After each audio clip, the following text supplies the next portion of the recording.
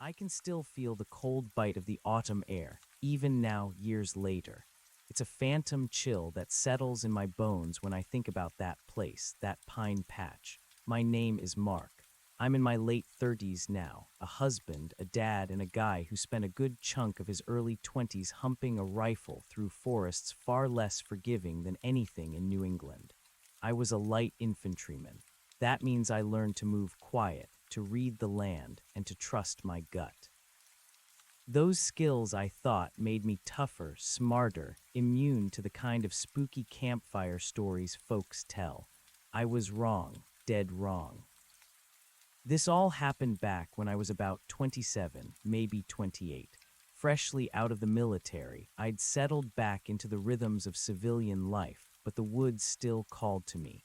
Specifically, the sprawling, wild tracts of state land up in rural Maine, near the New Hampshire border. I'd spent countless hours hunting, hiking, and camping out there. It was my escape, my therapy.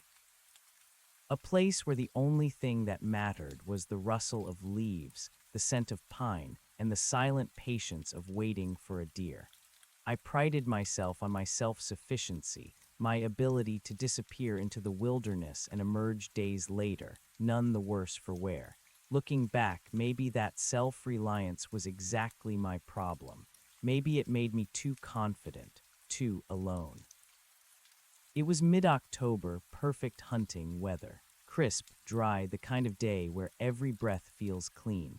I had a week off work, my wife was visiting her sister, and I'd packed my truck with everything I needed for a proper solo hunting trip. Rifle, optics, bivy sack, good food, plenty of water, a reliable GPS, and a satellite phone, the whole kit and caboodle. Safety first always. Even when you're experienced, you don't cut corners.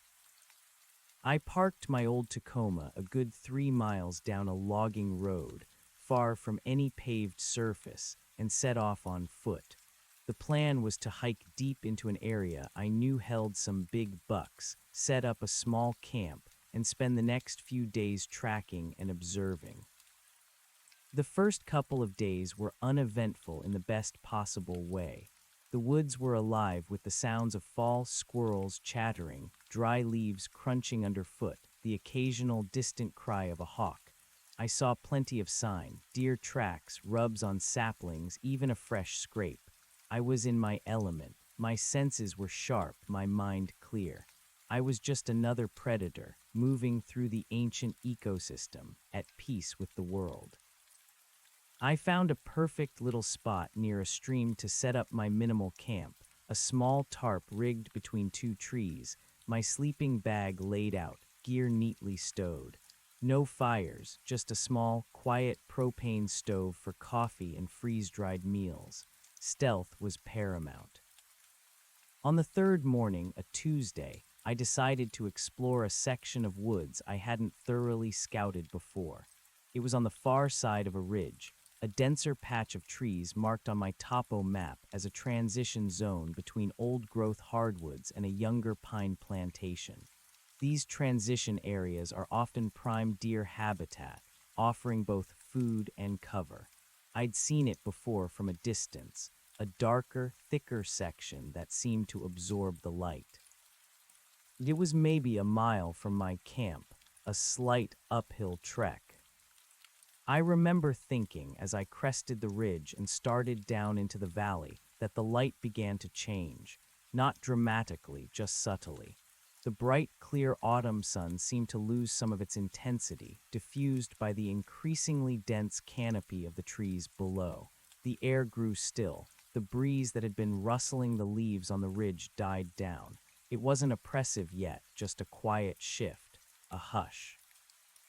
As I got closer to this particular patch of woods, the hardwoods gave way to an almost unbroken wall of towering pines. These weren't neat, orderly rows of a commercial plantation. They were thick, wild, ancient-looking pines, their needles dark green, almost black in places. They stood so close together that their branches intertwined, forming a canopy so dense it felt like dusk even though it was barely 11 in the morning. The ground beneath them was a thick carpet of needles, silent and soft, no undergrowth, just trunks reaching for the obscured sky. I remember stepping into it, crossing an invisible line from the sun-dappled, noisy hardwoods into this sudden, silent world. And that's when it hit me. Not a sound, not a sight, not a smell, just a feeling. A deep, cold, utterly primal dread that settled in my stomach like a block of ice. It wasn't fear in the way you feel it when a bear pops up unexpectedly or a branch cracks too loudly. It was something far deeper. A feeling that screamed, without words, that I was not welcome, that I had intruded, and that whatever held dominion here didn't appreciate it. I froze, rifle instinctively coming up slightly, scanning the shadows. My eyes darted from trunk to trunk, trying to identify what had triggered such an immediate, visceral reaction. But there was nothing. No snapped twig, no sudden movement, no guttural growl. Only the profound, absolute silence of the pine patch. It was the kind of silence that feels wrong, heavy, like the air has been sucked out of the world. Even the forest sounds I'd been hearing moments before, the distant birds, the rustle of leaves in the other woods, seemed to have been muted, swallowed by this dark, needle-strewn expanse. It was like I'd stepped into a soundproof chamber, and in that unnatural quiet, my own breathing felt impossibly loud, my heartbeat thrumming like a drum against my ribs. I told myself it was just the sudden change in environment, the shift from bright sun to deep shade, from open woods to dense pine. Sensory overload, maybe. My mind playing tricks on me because I was alone and deeper than usual. I was a trained soldier. I'd been in truly dangerous places. This was just a patch of woods in Maine, but the feeling persisted, a heavy weight in my chest, a prickle on my skin. It was more than just unease. It was a clear, unambiguous warning. Get out. I stood there, muscles rigid, breath shallow, fighting the urge to turn and run. My training screamed for a tactical assessment. What was the threat? Where was it? But there was nothing tangible, just that oppressive silence, that crushing weight of wrongness. It wasn't a predator I could see or hear. It was the air itself, the very ground beneath my feet, resonating with an ancient, malevolent presence. My grip tightened on my rifle, my eyes, accustomed to low light, strained against the gloom. Every shadow seemed to coalesce, to shift just at the edge of my vision. A trick of the light, I told myself. Nerves. The brain fills in the blanks when it's confronted with the unknown. But my gut, that primal instinct honed by years of walking into places I shouldn't, screamed otherwise. This wasn't a trick. This was real.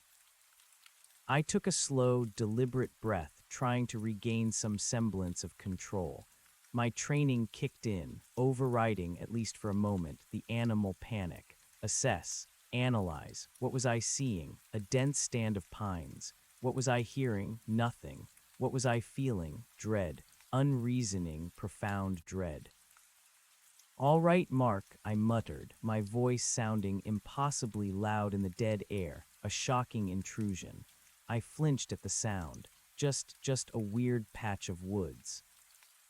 My rational mind, the one that had navigated combat zones and complex terrain, told me to proceed with caution. This was a scouting mission. If something felt wrong, I needed to gather more information, not flee blindly. But another part of me, a deeper, older part, knew that some warnings were absolute. Some places were simply forbidden. I forced myself to take a step forward, then another. Each footfall on the silent needle carpet felt like an intrusion, a violation. The silence pressed in, heavy and absolute. I expected the crunch of my boots to echo, to rebound off the dense trunks, but it seemed to be swallowed instantly, absorbed by the suffocating quiet. It was like walking on a giant sponge that ate sound. The air grew colder, or at least it felt that way. A damp, clammy chill that seeped through my layers, raising goosebumps on my arms. I pulled my jacket tighter, my eyes sweeping the dense stands of trees. The light was almost entirely gone now, just a gray, filtered gloom that barely illuminated the trunks directly in front of me. The canopy above was an unbroken ceiling of black-green needles. No birds, no squirrels, no insects, not even the hum of a fly. The complete absence of life, of any natural sound, was the most unsettling thing. In any forest, there's always something. The rustle of a mouse, the buzz of a bee, the drip of condensation from a leaf. But here, nothing. It was a vacuum, a void where life had been extinguished, or perhaps never dared to exist. I continued deeper, despite the growing protest from every nerve in my body. My reasoning, flimsy as it was that I needed to understand why I felt this way, to confront the irrationality, to prove myself wrong or right. The trees grew even thicker, their trunks closer together. It was becoming difficult to move without brushing against the rough bark.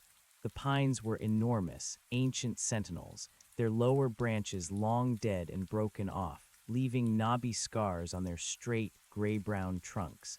They stood like silent, watching giants. My peripheral vision started playing tricks. Shadows coalesced into shapes. A flicker, a movement, gone as soon as I tried to focus on it. I'd whip my head around, rifle half raised, heart hammering, but there was never anything there, just the unwavering, dense wall of trees. My senses, usually my most reliable tools, were becoming unreliable, twisted by the environment. I tried to slow my breathing, to calm the surge of adrenaline. I reminded myself of basic woodsmanship. Keep moving. Don't stand still and become prey. Keep your head on a swivel. Read the ground. But there was nothing to read. The ground was just a featureless, soft carpet of needles. No tracks, no scat, no disturbed leaves. Nothing. This forest was sterile. How far had I come? It was hard to tell. The light was so dim, the trees so uniform, that all sense of direction and distance became warped. I glanced at my GPS strapped to my wrist. The screen glowed faintly, showing my position, a tiny arrow moving deeper into the green blob on the map. My camp was still over a mile away, back across the ridge. I had only gone a few hundred yards into this place, but it felt like miles. I looked up, trying to find a break in the canopy, a sliver of blue sky, anything to orient myself. But there was only the interwoven darkness of branches, so thick they seemed to form a solid roof. It was claustrophobic. I felt a growing urge to push my way out, to find a clearing, a way to breathe. Then I heard it. A sound. It was faint, almost imperceptible at first. A low hum, not natural, not like a bee or an insect, more like a resonant frequency, a vibration in the air, deep and unsettling. It seemed to come from everywhere and nowhere at once, a sound that bypassed my ears and went straight into my bones. My blood ran cold. This wasn't a trick of my mind. This was real. The hum was like a tuning fork vibrating in a vast, empty chamber. It grew slowly, subtly, until I could feel it in my teeth, a low thrumming that resonated deep within my chest cavity. It felt wrong, like the sound of something immense, ancient, and utterly alien. I stopped dead, rifle raised, scanning frantically. My military training had taught me to identify threats by sound, by sight, by smell. But this sound, it had no source. It simply was asterisk. It seemed to permeate the very fabric of the air, the trees themselves. The dread returned, sharper, colder, more potent than before. It wasn't just a warning now. It was a statement, a declaration. The hum intensified, rising in pitch ever so slightly, morphing into something that sounded less like a hum and more like a low, guttural chant. Not words, not language I could understand, but a rhythmic, pulsing resonance that vibrated with raw, primal power. It was like listening to the earth itself groan, or some colossal, unseen creature breathing. My skin crawled, every instinct screamed at me to run, to flee, to get out of this place. This wasn't a bear. This wasn't a mountain lion. This was something else, something utterly beyond my comprehension, utterly hostile. My heart hammered against my ribs, a frantic drumbeat in the oppressive silence that still somehow held the chanting. It was a paradox, profound silence, broken by a sound that made the silence feel even more profound. My hands were shaking, a cold sweat breaking out on my forehead despite the chill. I knew with absolute certainty that whatever was making that sound, whatever asterisk was asterisk this place, I did not want to encounter it. My military courage, my rational mind, my pride in self-sufficiency, all of it shattered in the face of this incomprehensible, ancient malevolence. No, I whispered, a desperate plea to myself, to the forest, to whatever was out there. No. I turned slowly, carefully, keeping my rifle pointed outwards, though I didn't know what I was pointing it at. My plan was simple: get out, backtrack, find the edge of this terrifying darkness and sprint for the light. But as I turned, I realized I had no idea which way was out.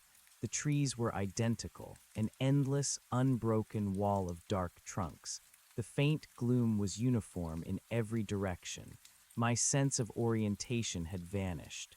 Panic, cold and sharp, began to truly set in.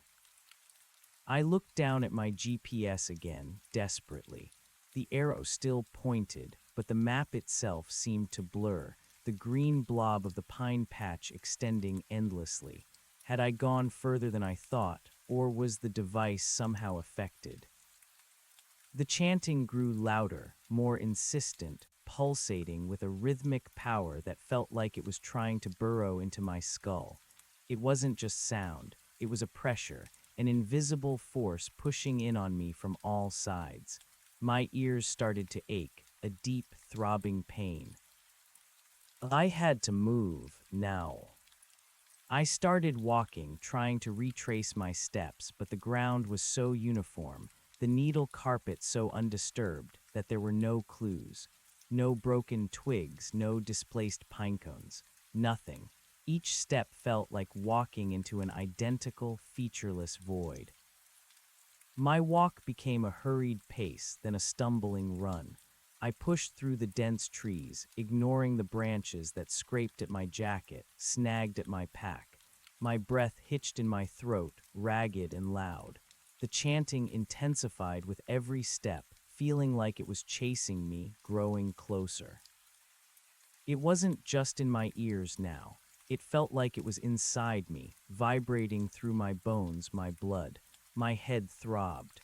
A sickening nausea twisted in my gut. I felt lightheaded, disoriented. The world began to spin, the dark tree trunks blurring into a dizzying vortex.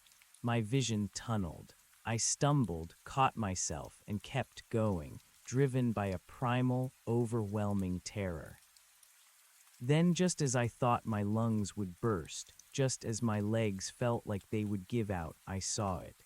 A faint, almost imperceptible shift in the light ahead, a glimmer of something less dark, less oppressive, the edge of the pine patch.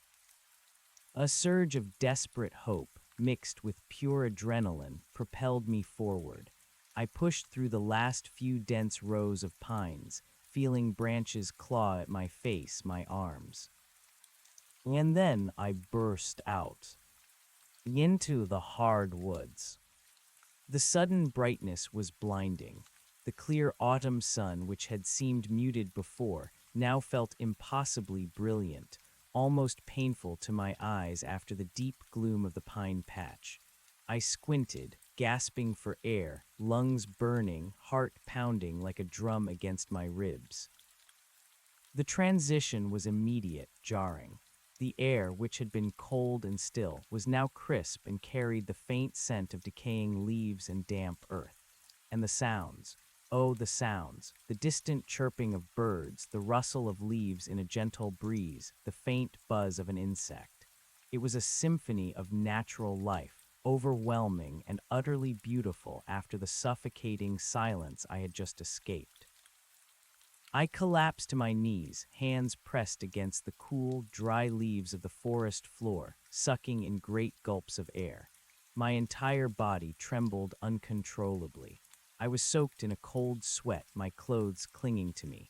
My head still throbbed, and the faint echo of that bone-chilling chant seemed to resonate in the deepest corners of my mind. It was an auditory phantom limb, a memory burned into my senses.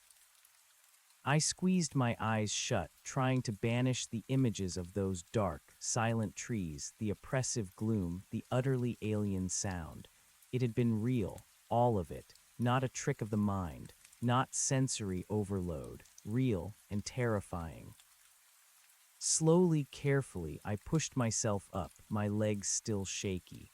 I kept my back to the pine patch, refusing to look at it, as if it might reach out and drag me back in. The ridge I had crossed to enter it was now a barrier, a line I had no intention of crossing again. I fumbled for my water bottle, hands still trembling, and took a long, desperate drink. The cool water felt like a miracle, soothing my parched throat. As the initial shock began to recede, replaced by a dull ache of exhaustion and lingering fear, my trained mind started to reassert itself. What had just happened? I had no answers, none that made any sense anyway.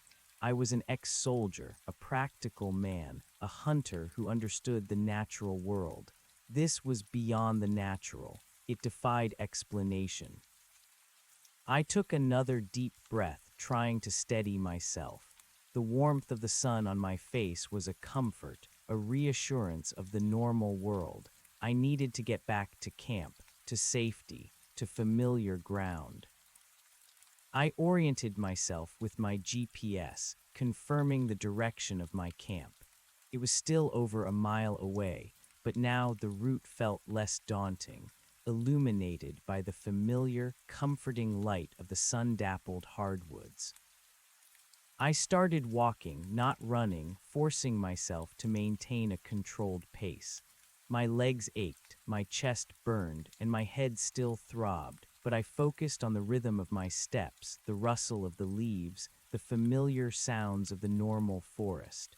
It was a mantra, a way to anchor myself to reality.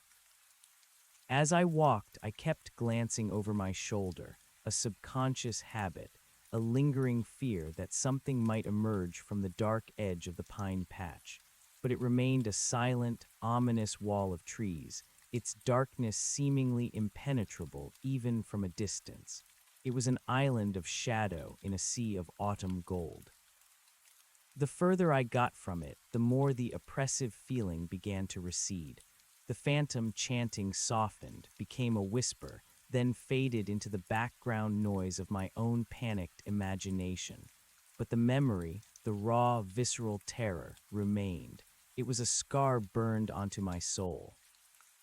I finally reached the ridge, my legs screaming in protest as I climbed the last incline. The view from the top was familiar, comforting. Below me, the valley spread out, dotted with clusters of trees, and in the distance I could just make out the faint, barely visible track of the logging road that led back to my truck. And somewhere in the middle, hidden by the terrain, was my camp, my sanctuary. I descended the other side of the ridge, into the familiar woods surrounding my campsite. The trees here were lighter, more spaced out. The ground was covered in a mix of leaves and sparse undergrowth. It was the main woods I knew and loved, the woods I felt safe in. When I finally spotted my small tarp shelter, tucked discreetly between two maples near the stream, a wave of profound relief washed over me. It looked so ordinary, so small, so utterly vulnerable, but it was asterisk mine asterisk. It was a refuge. I practically stumbled into the small clearing, shedding my pack with a grunt of exhaustion. My rifle clattered against a tree trunk as I leaned it there, a sound that usually would have made me wince, but now I barely noticed.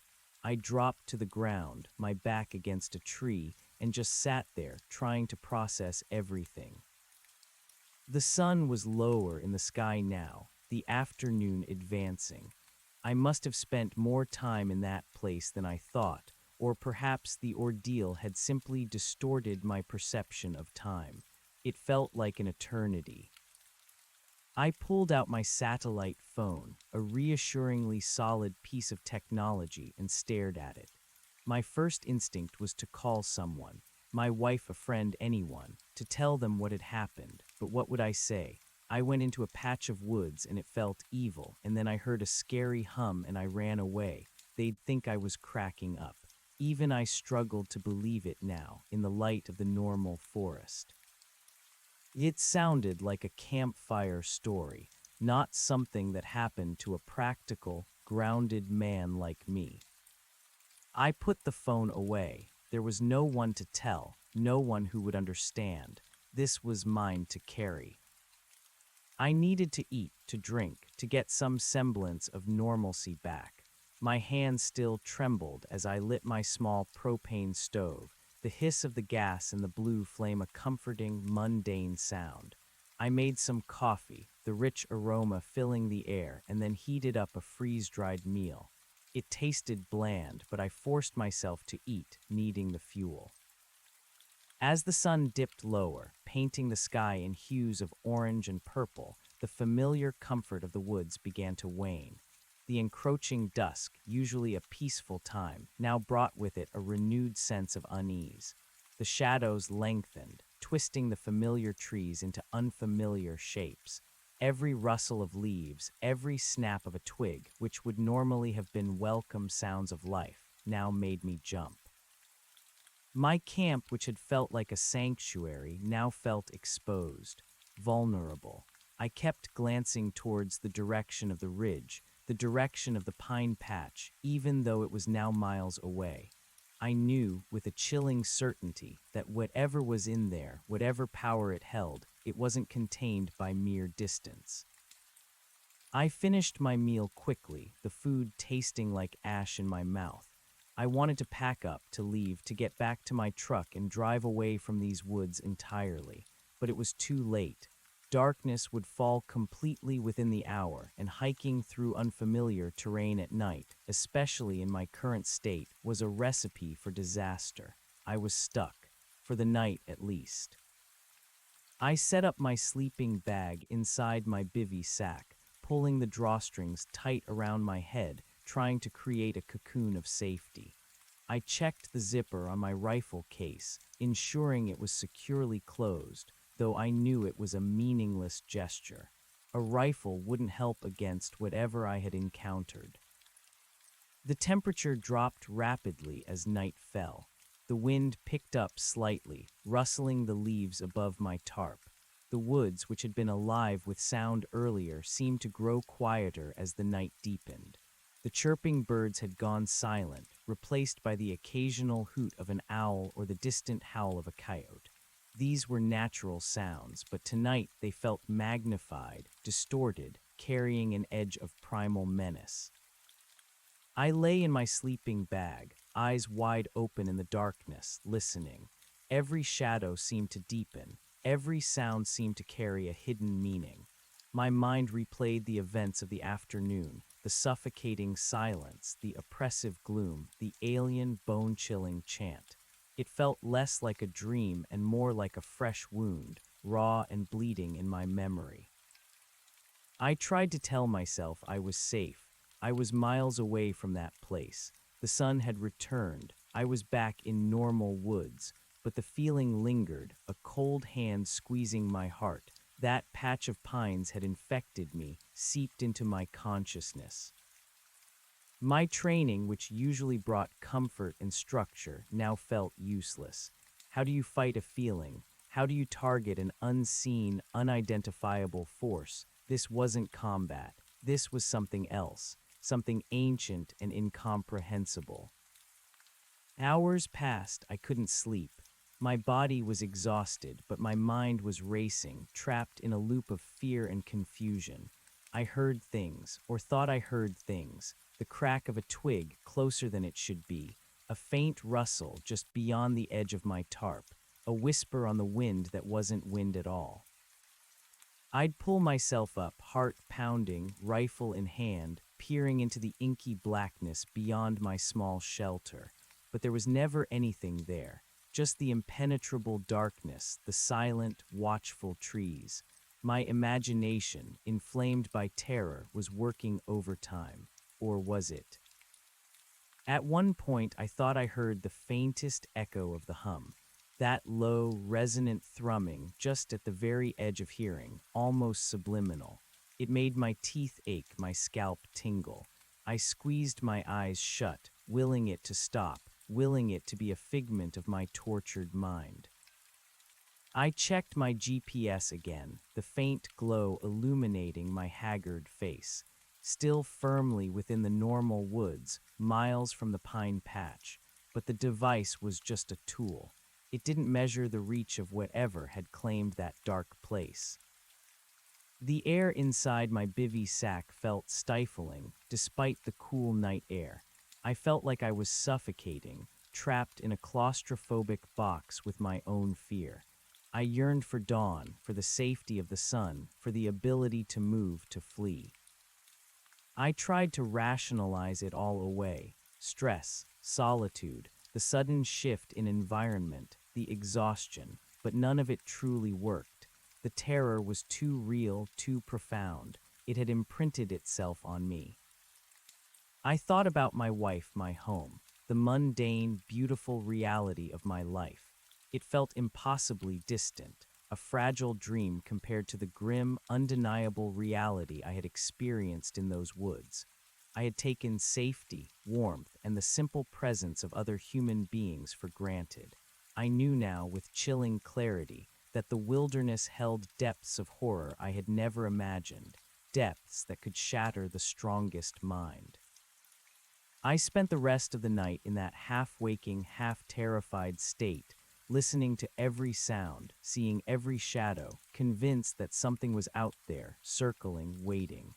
The cold bite of the autumn air felt more acute, not just a physical sensation, but a psychological one, chilling me to the core.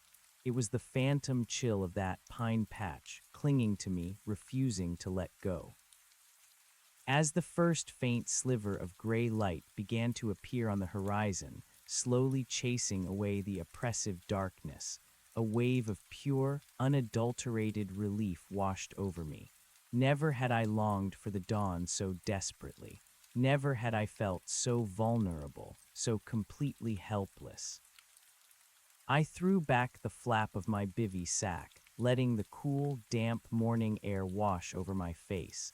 The world was slowly coming back to life. A few early birds began to chirp, tentatively at first, then with more confidence. The trees began to regain their familiar shapes, shedding the menacing shadows of the night. I felt like I had aged 10 years in a single night. My muscles ached, my eyes were gritty from lack of sleep, and a dull headache throbbed behind my temples. But I was alive. I had survived the night. I knew with absolute certainty that my hunting trip was over. There would be no more tracking deer, no more patient waiting. All I wanted was to get out of these woods, to get back to my truck, to civilization, to anywhere that felt safe and familiar.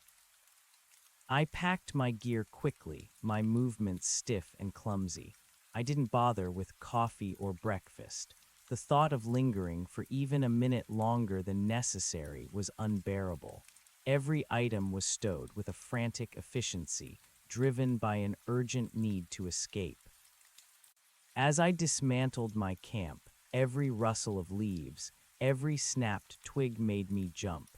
I kept glancing over my shoulder, half expecting to see some dark shape emerge from the trees. The light of morning was a comfort, but it didn't completely dispel the fear that had settled deep in my bones. My rifle was securely back in its case, slung over my shoulder. It felt like a useless weight. What good was a bullet against a feeling, against a place, against an ancient, vibrating dread? With my pack on my back, I took one last look around the small clearing that had been my camp.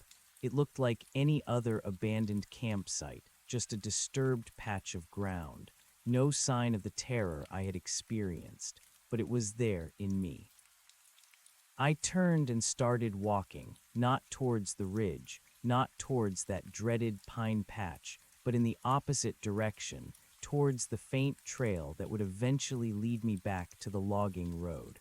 I didn't care about the extra distance. I just wanted to put as much ground as possible between me and that place.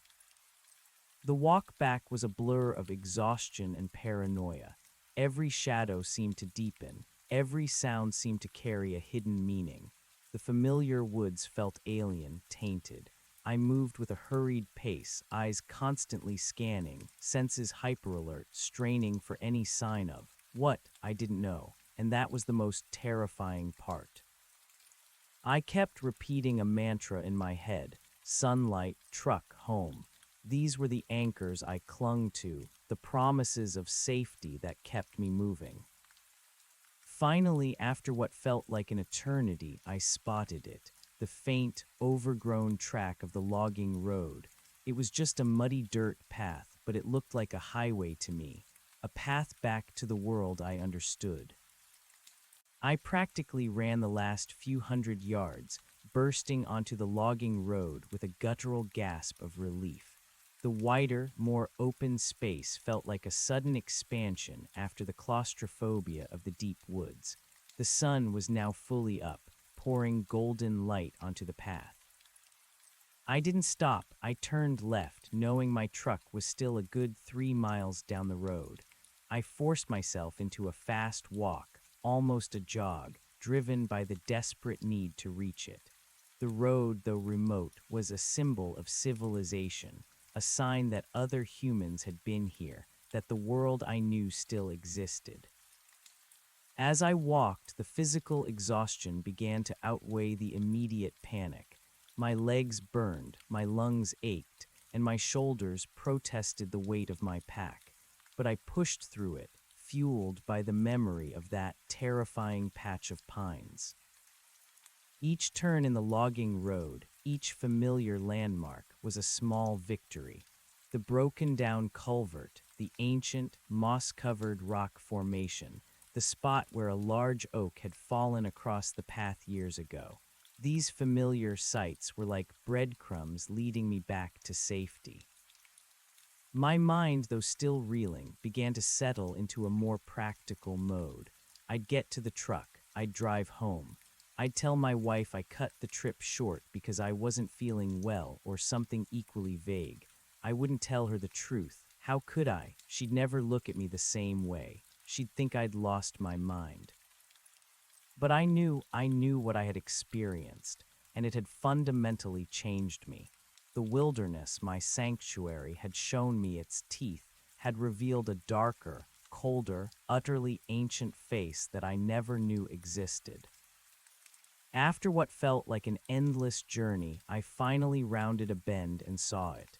My old Tacoma, parked just as I'd left it 3 days ago, a familiar, comforting sight. Its faded blue paint, its dented bumper, its sturdy frame. It was more than just a truck, it was my escape vehicle.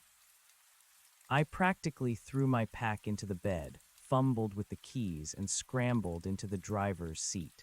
The smell of old coffee and truck interior was a sweet perfume. I jammed the key into the ignition, my hand still shaking slightly, and turned it. The engine roared to life, a beautiful, reassuring sound of mechanical power. I shifted into drive, put my foot on the gas, and pulled away, kicking up a cloud of dust. I didn't look back. I just drove, faster than I should have, bumping and rattling over the rough logging road, eager to put distance between myself and that terrifying patch of woods. As I drove, the sun climbed higher, flooding the world with light. The trees alongside the road became less threatening, more like familiar friends. The weight on my chest began to lift slowly, imperceptibly, but it didn't disappear entirely. I thought about the map, that innocuous green blob marking the transition zone. It had seemed like such a promising spot for deer, but it was more than just a patch of trees. It was a place where something ancient, powerful, and malevolent resided. A place that defied explanation, defied logic, defied the very laws of the natural world. I reached the paved road, a welcome change from the gravel and dirt. Civilization, other cars, houses, people, the world I understood. I drove for hours, not stopping until I was well out of Maine, crossing into New Hampshire, then down into Massachusetts. I didn't care where I was going, just that it was away. Away from that place, away from the silence, away from the hum. When I finally pulled into my driveway, the familiar two-story house, the neatly manicured lawn, the scent of my wife's rose bushes, it all felt strangely unreal. Like I was a ghost, returned from a place no one could comprehend. I got out of the truck, my movements stiff and sore. My wife wasn't home yet. She was still at her sister's. That was a blessing. I needed time to compose myself, to re-enter this world. I showered, scrubbing at my skin as if to wash away the lingering cold of the pine patch, the phantom dust of that silence. But it wouldn't wash off. It was deeper than that. I brewed a pot of coffee, real coffee, not the instant stuff from the woods, and sat at my kitchen table, staring out the window at my familiar backyard. The world was normal. The sun was shining. Birds were chirping. But I wasn't normal. I was changed. The experience had left a mark, a deep, unsettling scar on my psyche. It was a profound violation of my understanding of the world, a crack in the foundation of my rational mind. I had always prided myself on my ability to handle anything, to thrive in the wild. But that day, in that dark patch of pines, I had been utterly broken. I knew I would never go back to those particular woods, maybe not to any deep woods ever again. The lure of the wilderness, once so strong, was now tinged with a chilling dread. The silent patience of waiting for a deer had been replaced by the silent patience of something else, something far older, far more powerful, waiting for me, and I had stumbled into its domain. I tried to tell myself it was over, that I was safe now, home, miles away, but the memory was still fresh, raw. The cold bite of the autumn air, the crushing silence, the unseen presence, the bone-chilling hum, it was all still there, lingering at the edges of my awareness. A phantom chill that settled in my bones whenever I closed my eyes. The sun set again, bringing with it the familiar comforts of a suburban evening. Streetlights flickered on. The distant sound of traffic hummed. My neighbor's dog barked. But for me, the darkness was no longer just the absence of light.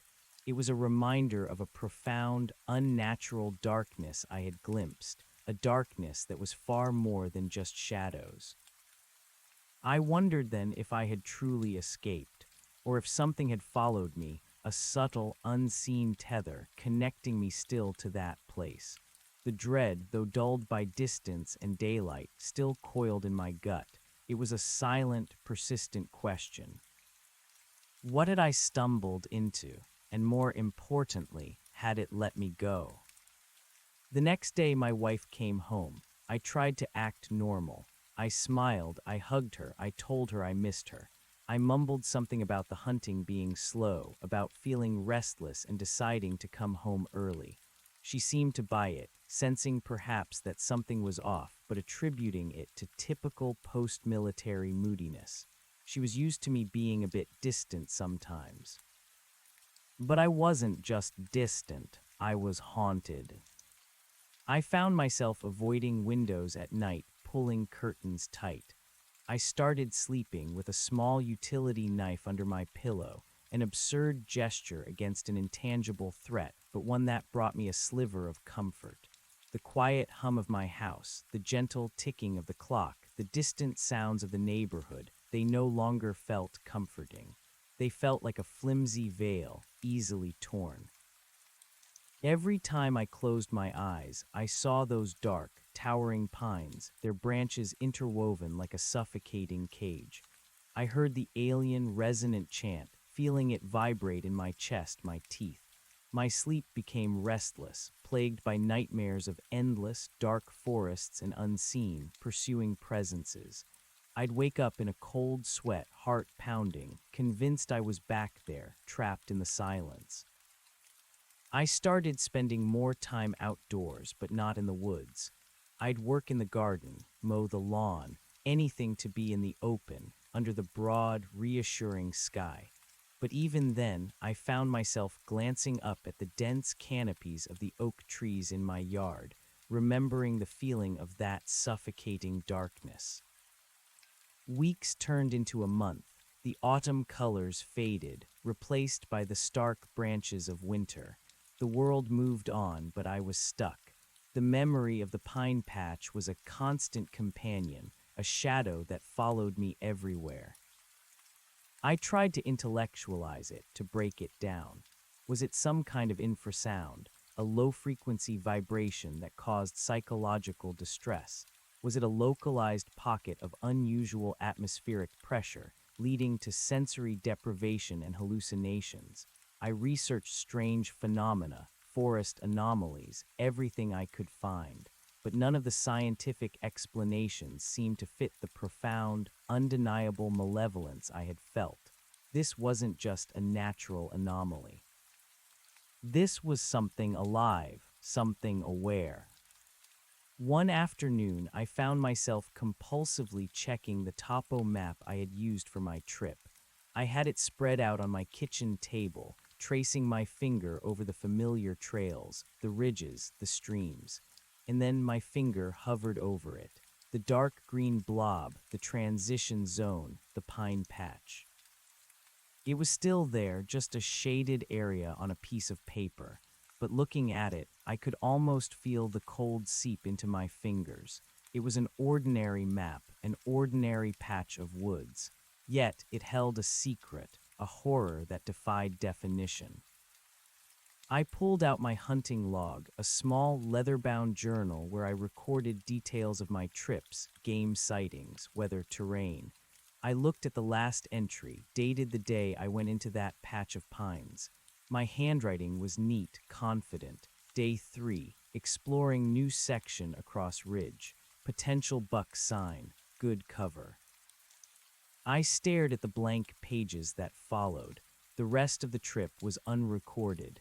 My careful, methodical observations had ceased. There was nothing to write about after that.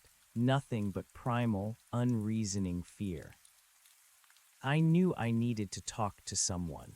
Not about the details, not about the hum or the dread, but about the lingering fear. I knew I needed to talk to someone. Not about the details, not about the hum or the dread, but about the lingering unease, the shattered perception of reality.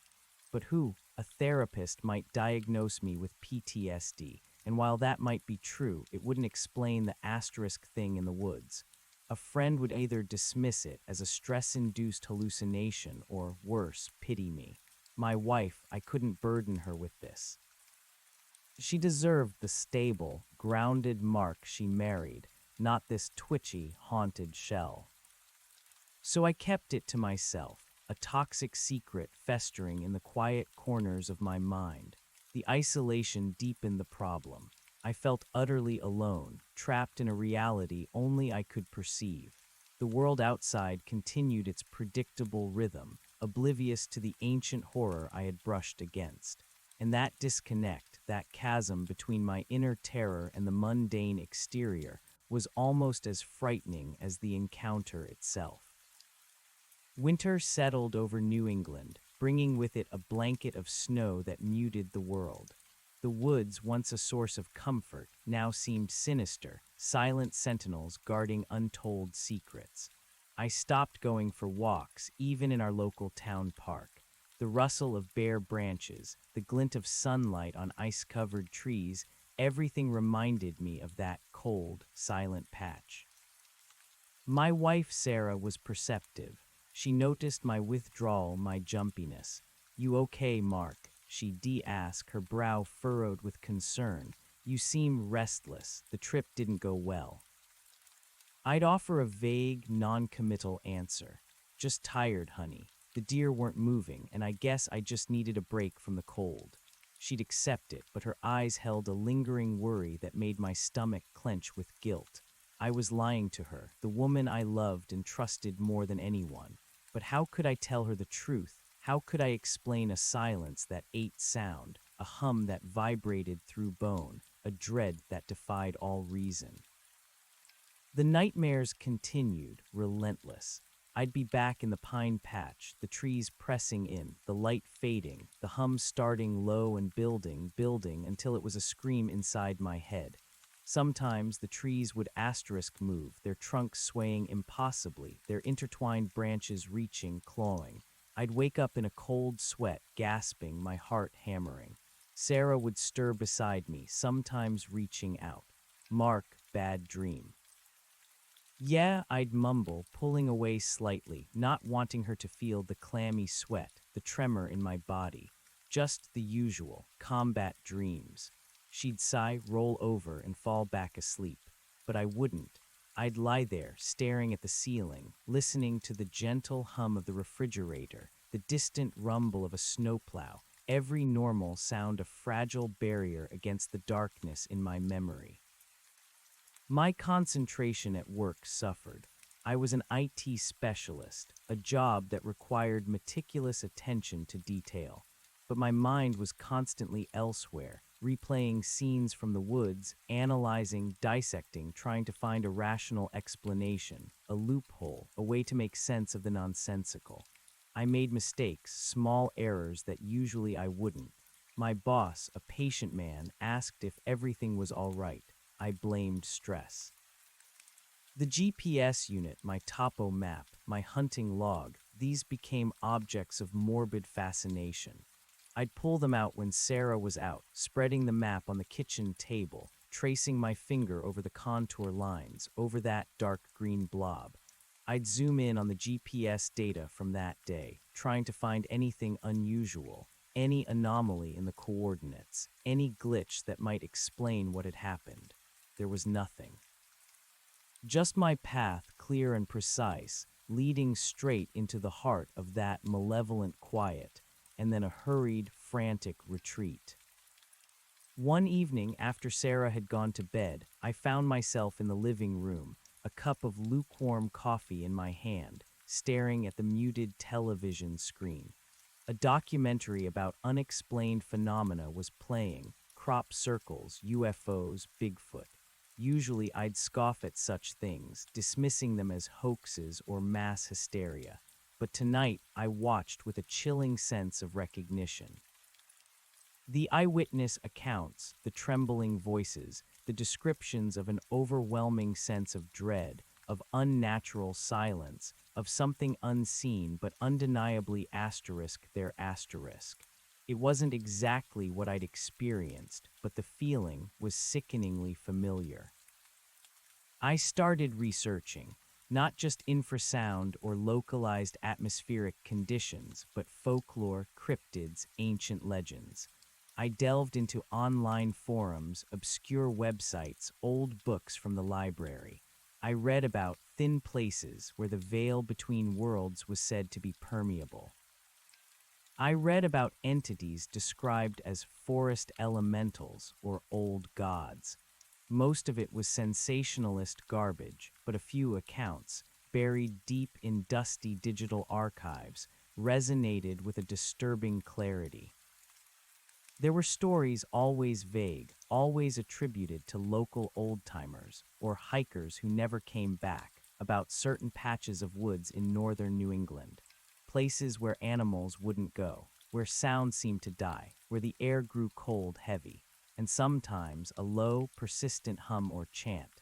No specific names, no precise locations, just whispers, legends passed down from generation to generation, warnings disguised as ghost stories. I felt a perverse relief reading these. I wasn't crazy. Others had felt it too, but with that relief came a deeper terror. This wasn't unique to me. This was asterisk real asterisk. And if it was real, what did it mean? What was it? And why had it chosen that particular patch of pines? My research became an obsession. I'd spend hours after work, long after Sarah was asleep, hunched over my laptop, diving deeper into the rabbit hole. My health deteriorated further. I was losing weight, my eyes were constantly bloodshot, and a nervous tremor became a permanent fixture in my hands. Sarah grew more concerned. "Mark, you're not sleeping," she said one morning, touching my arm. "You're always so tired. Maybe you should talk to Dr. Peterson." I flinched at the suggestion of a doctor. They'd prescribe pills, try to rationalize away the profound truth of what I'd encountered. "No, I'm fine, really, just some work stress. I'll take a few days off next week, get some rest." It was another lie, a desperate attempt to maintain the fragile facade of normalcy. The truth was, I was becoming convinced that it hadn't let me go. The hum, though silent in my waking hours, was always just below the surface of my consciousness, a faint echo, a resonant phantom. The cold followed me. I'd be sitting in my warm living room, and a sudden, inexplicable chill would sweep through the room, raising goosebumps on my arms. Sarah never seemed to notice. Was it just me? Was it truly all in my head? The doubt was maddening. Then one evening, something happened that shattered my ability to dismiss it as mere psychological scarring. I was in my home office, late at night, poring over another obscure online forum dedicated to paranormal phenomena in the wilderness. Sarah was asleep. The house was quiet, save for the hum of my computer and the distant ticking of the old grandfather clock in the hall. Suddenly, the air in the room grew heavy. A familiar, damp chill seeped into the room, raising goosebumps on my neck. My heart leaped into my throat. No, not here. I froze, listening. The ticking of the clock seemed to grow louder, more insistent, filling the sudden vacuum of sound. The house felt like it was holding its breath, and then, so faint I almost dismissed it as my imagination, I heard it. The hum. It was barely audible, a low, resonant thrumming that seemed to vibrate in the very air of the room. It was not coming from my computer, not from the house itself. It felt like it was asterisk in the room, a silent, powerful vibration. My hands trembled, my breath hitched. I squeezed my eyes shut, willing it away, telling myself it was a hallucination, a trick of my exhausted mind. But the cold was real, the heavy air was real, and the hum, though faint, was undeniably real. I opened my eyes, scanning the shadowy corners of my office. There was nothing, just the familiar bookshelves, the old desk, the sleeping computer monitor, but the asterisk presence was undeniable. It felt like a solid wall of malevolence had materialized behind me, watching, waiting. I gripped the edge of my desk, my knuckles white. This was impossible. I was miles from that place. Hundreds of miles. It couldn't be here. It asterisk couldn't asterisk. The hum intensified, just slightly, enough for me to feel it in my teeth, a faint vibration against my molars. It felt like it was trying to burrow into my skull, to take root in my brain. Panic, cold and absolute, began to claw its way up my throat. I stood up slowly, my chair scraping loudly on the hardwood floor, a sound that seemed to shatter the oppressive quiet. The hum seemed to recoil slightly, but it didn't disappear. I backed away from my desk, towards the door, my eyes fixed on the empty space behind where I had been sitting. I felt a profound, chilling sense of being watched, not by eyes, but by something far more ancient and pervasive. I stumbled out of the office, pulling the door shut behind me, not locking it, just closing it. As if a wooden door could stop whatever this was, I leaned against the wall in the hallway, gasping for air, my heart hammering. The house was still dark, still quiet, but now it felt different, tainted, infected. The comforting sounds of a sleeping home were replaced by an underlying thrum, a subtle vibration that I now perceived everywhere. I knew with a terrifying certainty that it had followed me, or rather, that the boundary between its world and mine had become dangerously thin. I couldn't stay in that house, not with that in it, not while Sarah was sleeping, oblivious, vulnerable. I had to do something. My first thought was to wake Sarah, to tell her everything. But then what? She'd panic. She'd think I was having a breakdown. I couldn't put that on her. I had to protect her. I stumbled into the living room, grabbing my car keys from the hook by the door. I needed to get out, to drive, to put distance between myself and whatever had invaded my home. As I opened the front door, a blast of cold winter air hit me. It was sharp, biting, but it was natural cold. A welcome relief from the damp, oppressive chill that had settled in my office. I practically ran to my truck, fumbling with the keys, scrambling inside. The engine roared to life, a mechanical shield against the ancient silence. I put it in reverse, backed out of the driveway, and sped away, not caring where I went, just away. I drove for hours through the sleeping suburban streets onto the empty highways. My mind was a whirlwind of terror and desperate calculation. It wasn't contained. It could reach me. It had reached me. My home, my sanctuary, was no longer safe. As the first faint streaks of dawn began to paint the eastern sky, I found myself pulling into the parking lot of a 24-hour diner, miles from my house. The fluorescent lights, the smell of stale coffee and fried food, the few tired truckers hunched over their plates. It was a harsh, ugly slice of reality, but it was safe. It was ordinary. I ordered a coffee, my hands still shaking as I lifted the cup to my lips. The warmth was a small comfort against the deep, pervasive cold that still seemed to cling to my bones. I couldn't go home, not yet. I had to figure something out. I couldn't talk to a therapist or a friend. They wouldn't understand. But there had to be someone who might have knowledge of such things, someone who operated outside the realm of conventional science and medicine, someone who believed in the impossible. My mind went back to the obscure forums, the legends. There were always people who claimed to have encountered similar phenomena, or at least who dedicated their lives to studying them. Paranormal investigators, cryptozoologists, folklorists. Most of them were cranks, but among them there might be a kernel of truth, a path to understanding. I pulled out my phone, my fingers trembling slightly as I navigated to my research history. I scrolled through pages of bizarre theories, crackpot claims, and sensationalized stories. But then I remembered a particular forum, one I dismissed as overly spiritual and vague at first, but which had contained a few posts that had an oddly sincere, almost reverent tone about places of power and ancient guardians. One user in particular had always posted thoughtful, measured responses, often citing obscure historical texts or Native American legends. Their username was Pathfinder73. Their posts weren't about chasing ghosts. They were about understanding the land, respecting its hidden forces.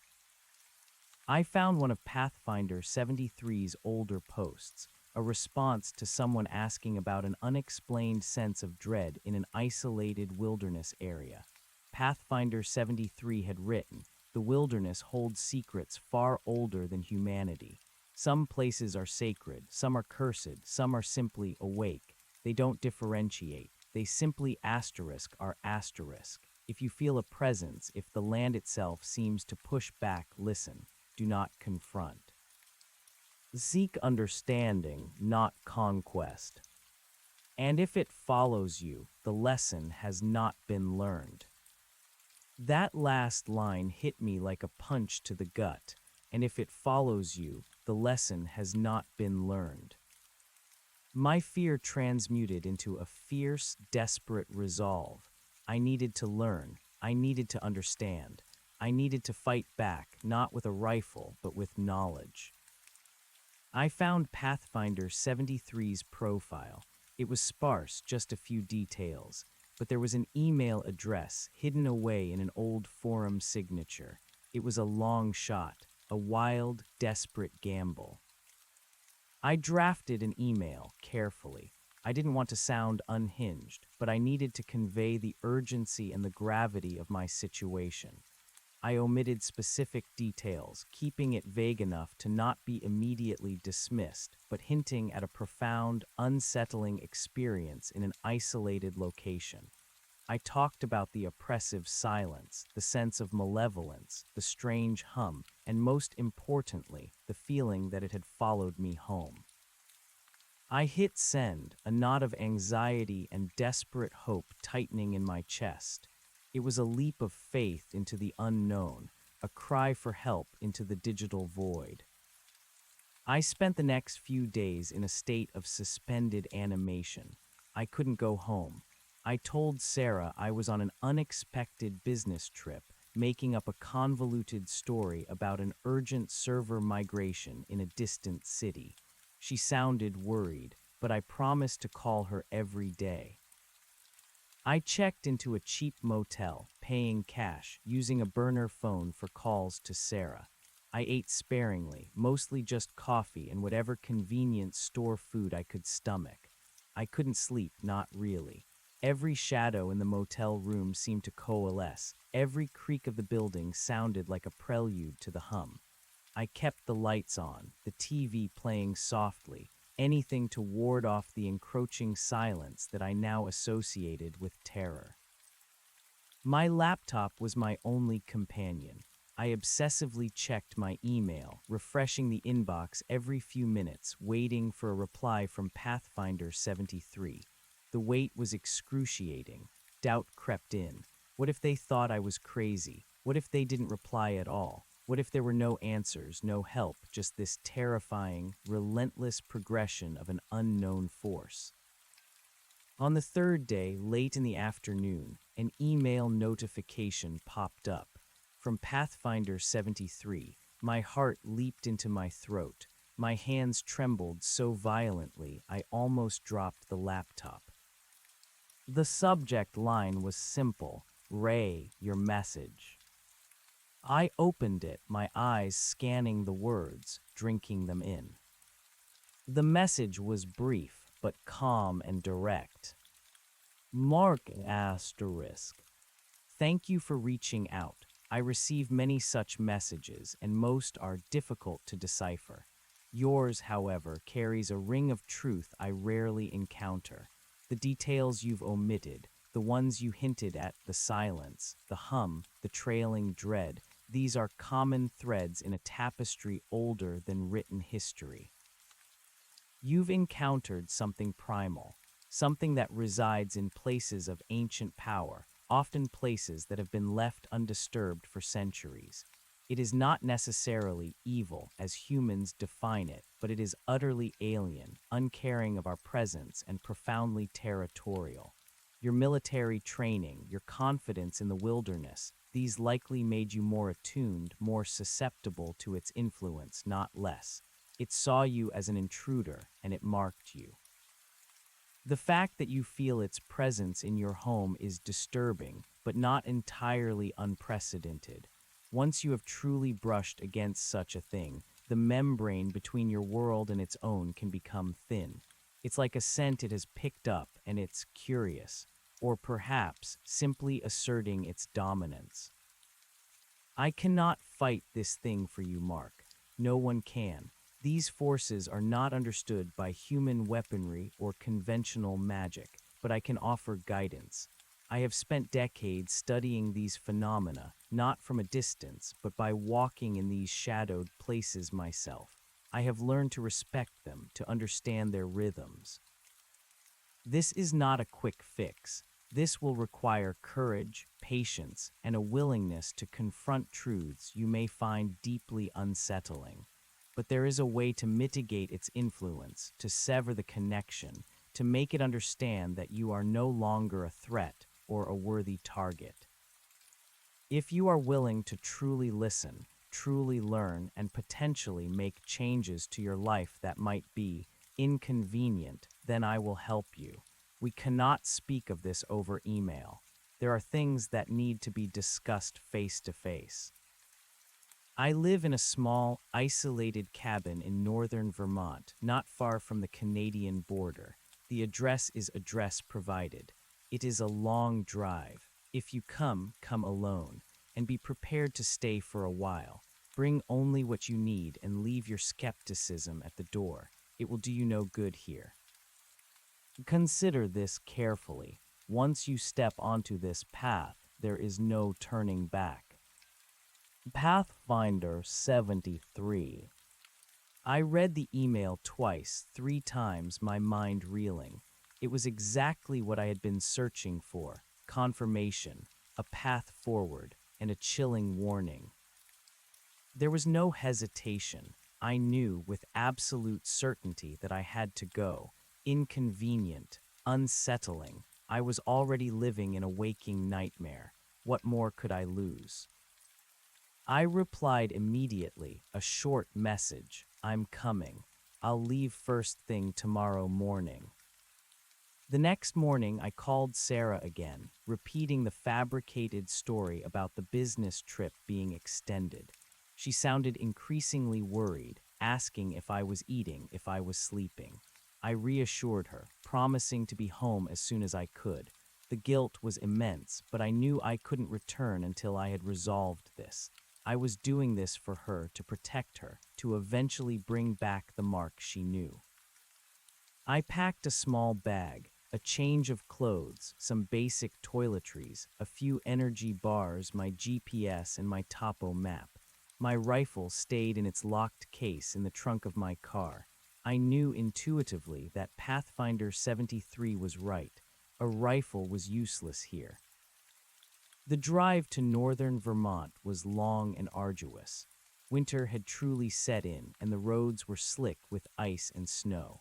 I drove through desolate landscapes, past small, forgotten towns, deeper and deeper into the wild.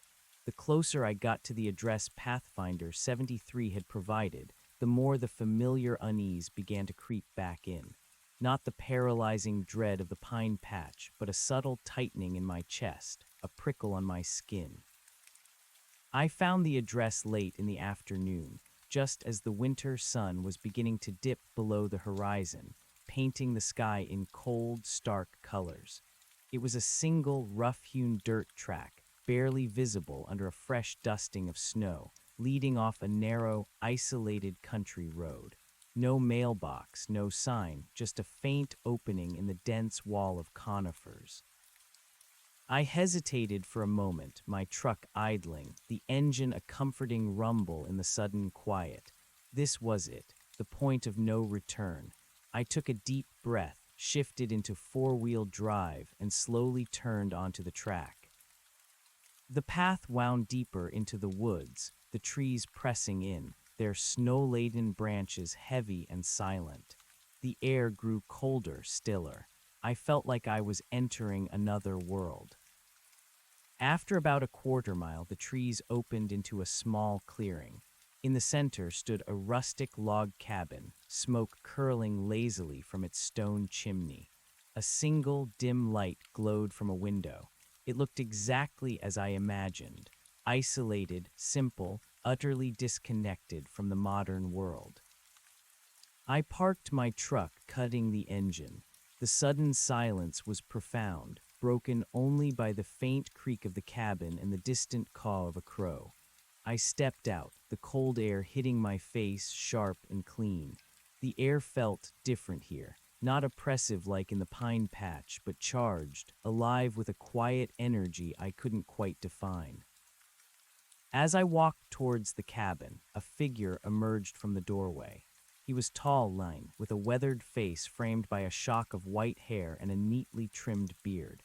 His eyes, even in the dim light, were piercing, intelligent, and held an ancient knowing that settled my stomach even as it sent a shiver down my spine. He wore simple, practical clothes, a wool sweater, heavy canvas pants, sturdy boots. He looked like he was part of the landscape. "Mark," he said, his voice calm, surprisingly deep for his line frame. It wasn't a question, but a statement of recognition. "Pathfinder 73, I asked, my voice sounding rough and uncertain in the quiet. He offered a slight, knowing smile. "My name is Elias. Pathfinder 73 is merely a handle for the digital realms." He gestured towards the cabin. "Come in. You look like you've been through quite an ordeal." I followed him inside. The cabin was warm, filled with the comforting scent of wood smoke and old paper. The interior was Spartan but cozy. A rough-hewn table, a few chairs, a stone fireplace, and shelves packed with books, ancient-looking tomes, worn paperbacks, journals filled with meticulous handwriting. Maps, old and new, were tacked to the walls. It was a scholar's sanctuary, a hermitage dedicated to forgotten knowledge. "Sit," Elias said, gesturing to a sturdy wooden chair near the fire. "I'll put on some tea. You look like you could use something warm." I sank into the chair, feeling an exhaustion I hadn't realized was so profound. The warmth of the fire was a balm against the persistent chill in my bones. Elias moved with a quiet efficiency, stoking the fire, putting a kettle on, his movements graceful and unhurried. "So, Mark," he said, turning back to me, his eyes studying me with an unsettling intensity. "Tell me your story, from the beginning. Leave nothing out, especially the parts you might think are unimportant. Every detail matters." I took a deep breath, feeling a strange sense of relief.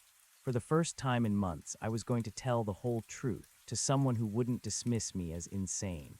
And as I began to speak, the words spilling out, the crisp autumn air, the familiar woods, the sudden shift in light, the silent pine patch, the crushing dread, the alien hum, the frantic escape, the nightmares, the encroaching cold, the invasion of my home, I felt a profound catharsis.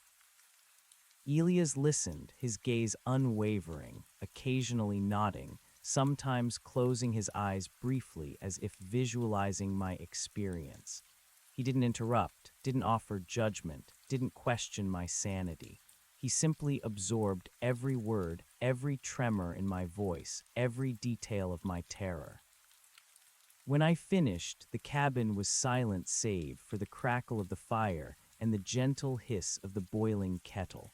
I felt wrung out, emotionally raw.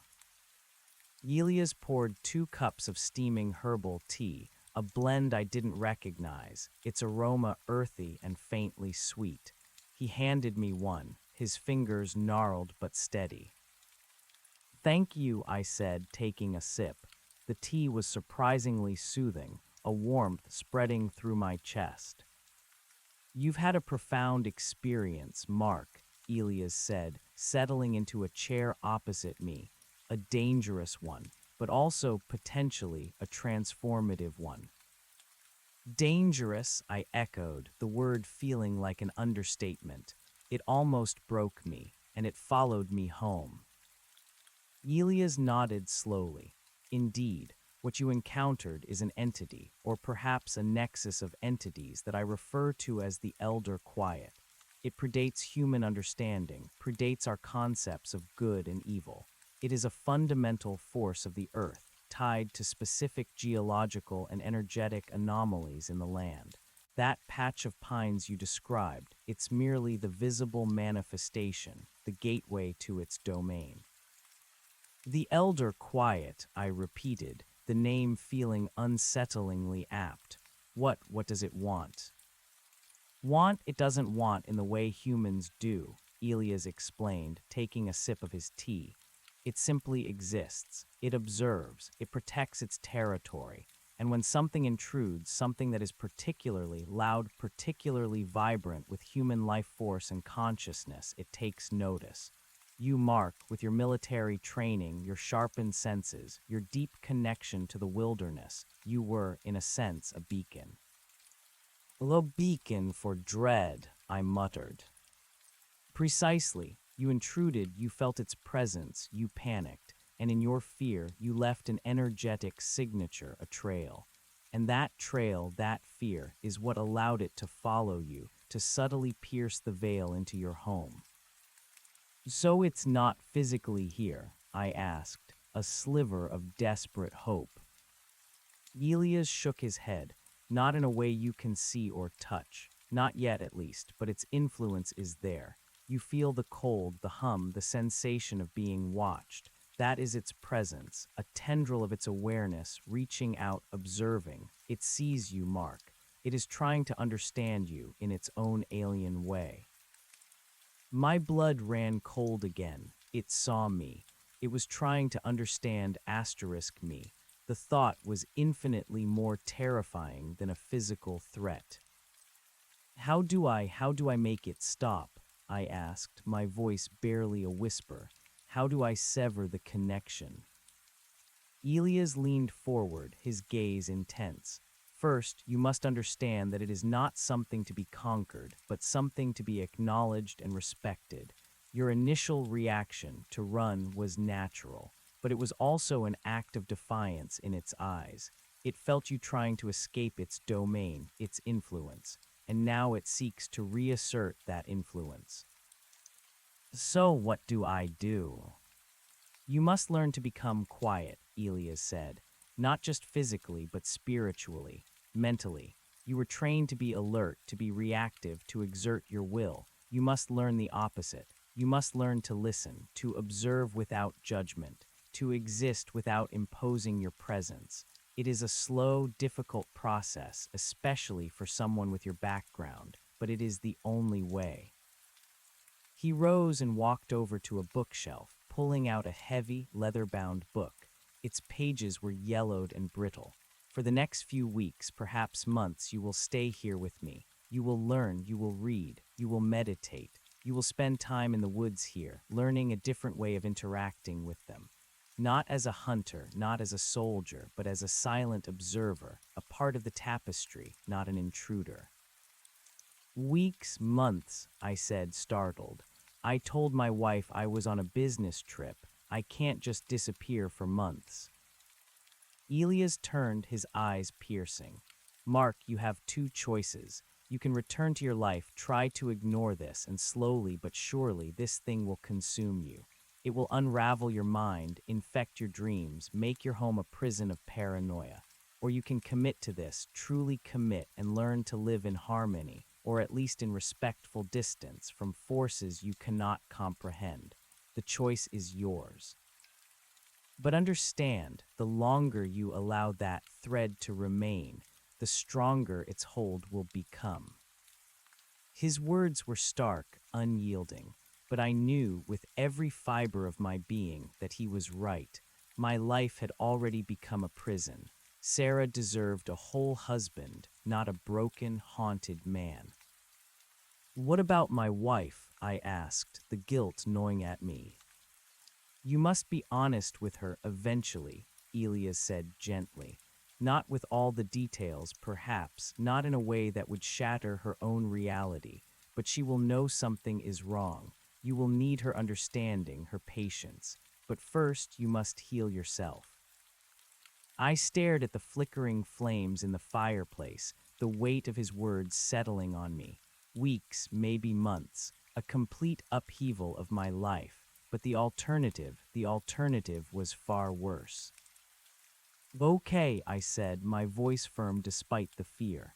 I'll stay, I'll learn. Elias smiled, a genuine, warm smile that softened his weathered face. Good, we begin at dawn, for tonight rest. The cabin is attuned to the land. It offers a certain protection, a quiet respite. You are safe here.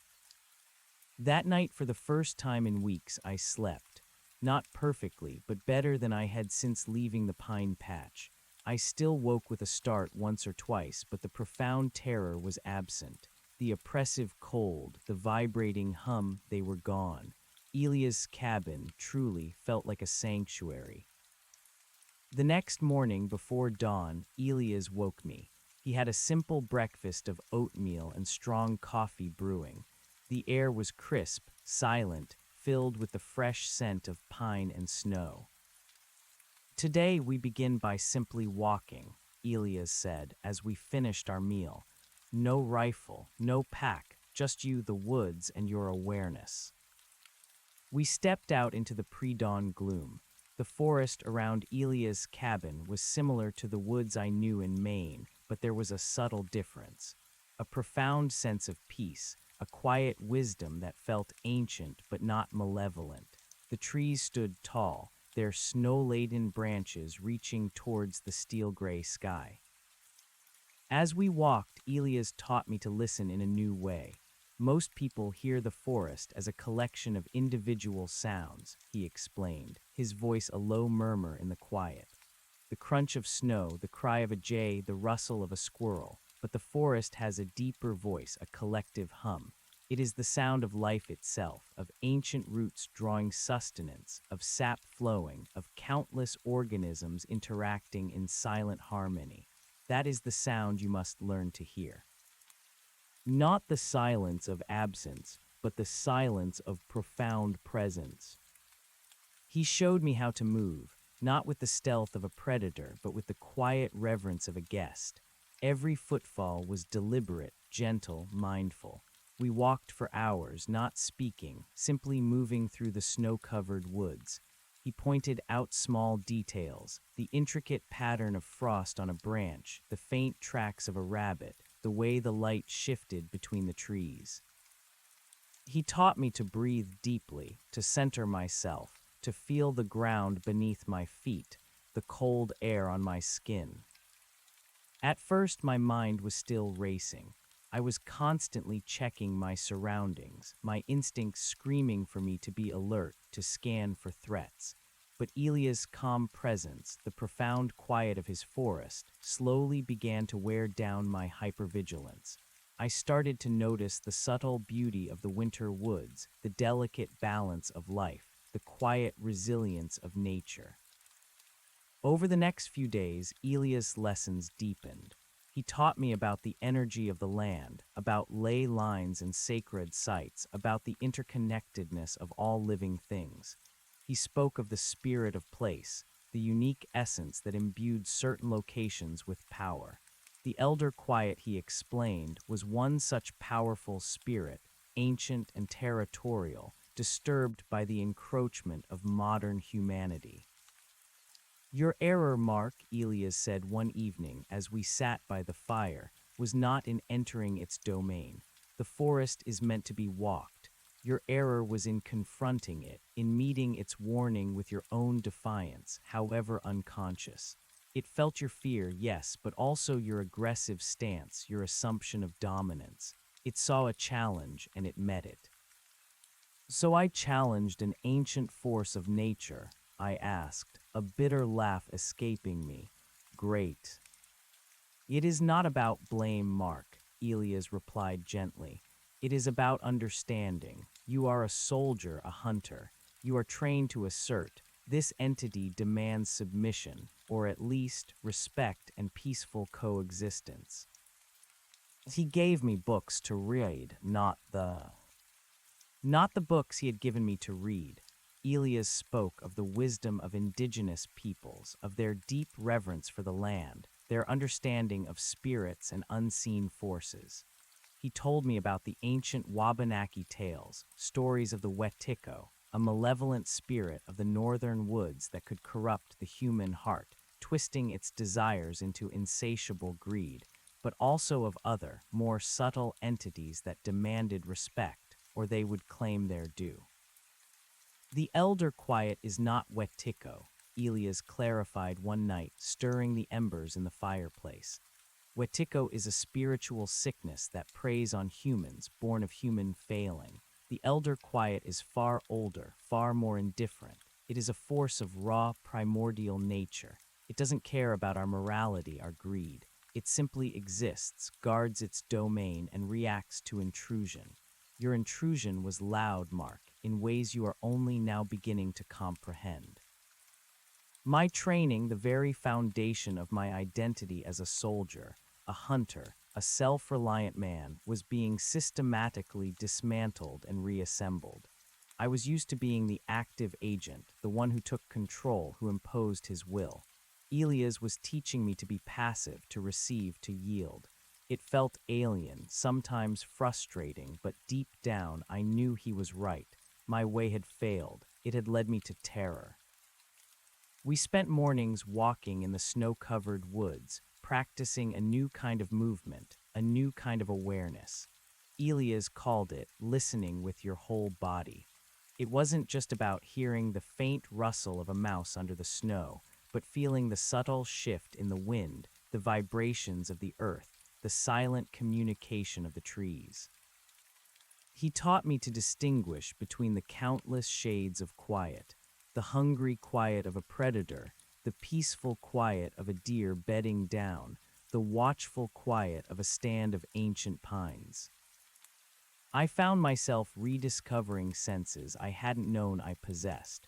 My vision sharpened, not just for identifying threats, but for noticing the intricate patterns of bark, the delicate tracery of lichen, the subtle differences in the way light filtered through pine versus birch. My sense of smell grew acute, picking up the faint scent of deer musk, the earthy aroma of decaying leaves beneath the snow, the crisp, clean smell of winter air. The nightmares, though still present, began to change. They were less violent, less overtly terrifying. Instead of the frantic escape from the hum, I found myself walking through the dark pine patch, the silence oppressive but no longer entirely hostile. The trees still pressed in, but they no longer seemed to claw. I would wake up still unsettled, but with a growing sense of curiosity rather than pure panic. Elias saw the change in me. "You are beginning to perceive, Mark," he said one afternoon, observing me as I meticulously traced a deer track in the fresh snow. "You are moving beyond the fear, towards understanding. This is good. The elder quiet will feel this shift in you. It is less drawn to fear, more to the energetic resonance of a challenged spirit. As your fear subsides, so too will its interest in actively unsettling you." But what did it want? The question still plagued me. "It does not want your destruction, Mark," Elias explained. "It wants recognition, respect, and for the balance of its domain to be restored. You disrupted that balance. Now you must help restore it."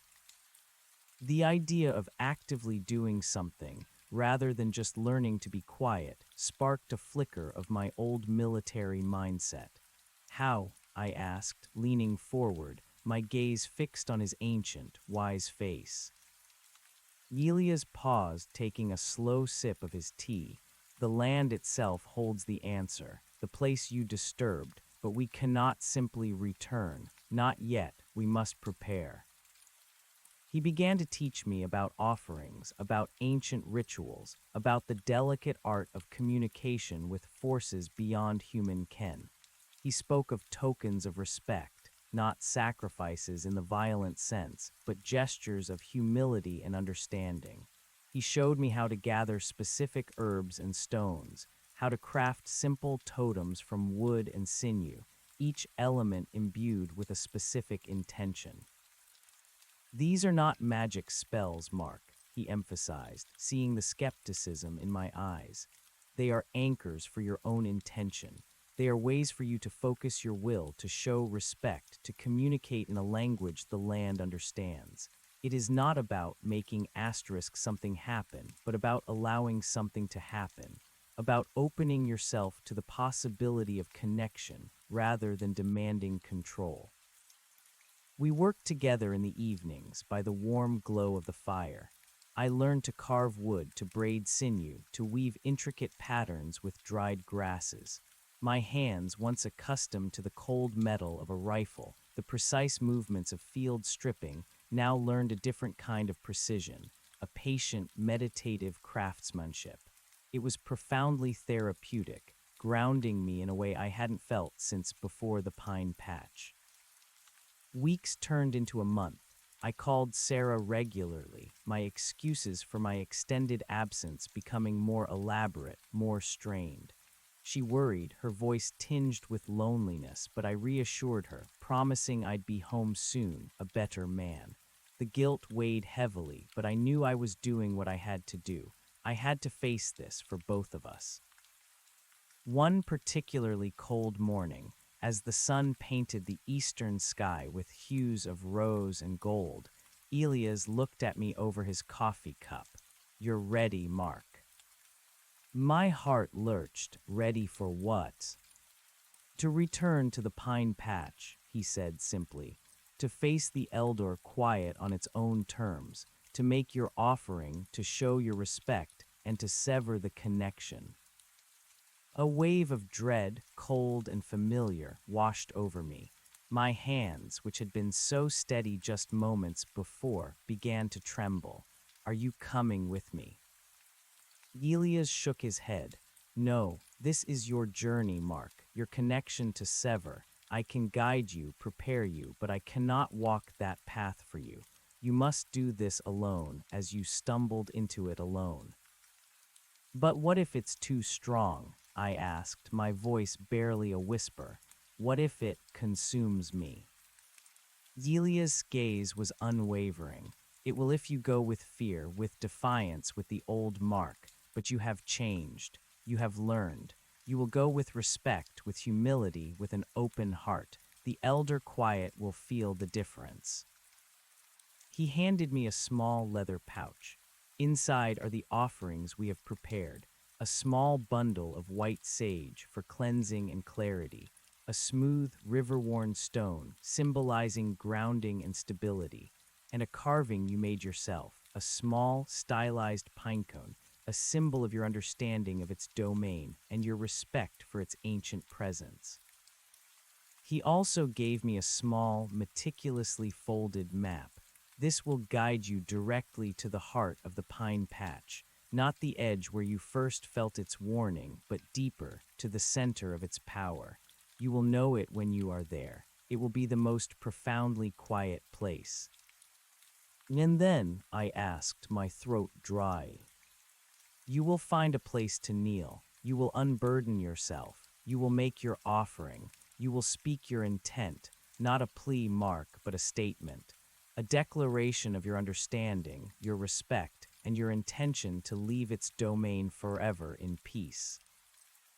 He placed a hand on my shoulder, his grip surprisingly strong. "Remember everything you have learned. Remember the quiet of Asterisk, this Asterisk forest, the one that welcomes you. Carry that stillness within you. It is your shield, your guide." I nodded, my mind a whirl of fear and determination. This was it, the final test. I packed my truck. This time I didn't bring my rifle, just my regular hiking gear, the leather pouch with the offerings, the map, my GPS, and a fresh resolve. I said my goodbyes to Elias, a deep, silent gratitude passing between us. He was more than a teacher. He had become a mentor, a spiritual guide, a lifeline. The drive back to Maine was long and solitary. The winter landscape was beautiful but stark. The familiar forests, usually a source of comfort, now held a new, almost sacred significance. I practiced the breathing exercises Elias had taught me, centering myself, trying to find the quiet within. As I approached the logging road that led to the fateful pine patch, a familiar knot of anxiety tightened in my stomach. The air grew colder, heavier. This wasn't the welcoming quiet of Elias Woods. This was the oppressive stillness, the watchful silence that I remembered so vividly. I parked my truck further down the logging road than before, wanting to approach the area on foot, feeling the land, re-establishing my connection. The snow was deep, crunching loudly under my boots. I moved slowly, deliberately, not with stealth, but with intention, with the quiet reverence Elias had instilled in me. The woods around the logging road were ordinary, familiar, but as I drew closer to the area marked on the map, the subtle changes began. The light grew dimmer, the air colder, and the natural sounds of the forest began to fade, one by one. The distant caw of a crow, the rustle of a squirrel, they simply vanished, swallowed by an encroaching silence that pressed in from all sides. I consulted Elias' map. It showed a specific route, winding through the hardwoods, avoiding the path I had taken before. He had marked it with subtle, almost invisible symbols. This path, he had explained, is one of minimal resistance, a way of asking permission rather than forcing entry. I followed it, my breath clouding in the cold air. The trees grew denser, older. The hardwoods gave way to the towering pines, their branches intertwined, forming the dense, dark canopy I remembered. This time, however, I didn't flinch. I took a deep breath, centered myself, and stepped across the invisible line. The silence was immediate, absolute. It wasn't just the absence of sound. It was a profound, almost tangible presence, a heavy weight that pressed in on my ears, my chest, my very being. The air was cold, damp, completely still. My own breathing sounded impossibly loud, my heartbeat a frantic drum against my ribs. But this time, the paralyzing dread wasn't there. There was unease, yes, a profound sense of awe and apprehension, but not the raw, animal terror that had driven me to flee before. I remembered Elias' words, "Go with respect, with humility, with an open heart."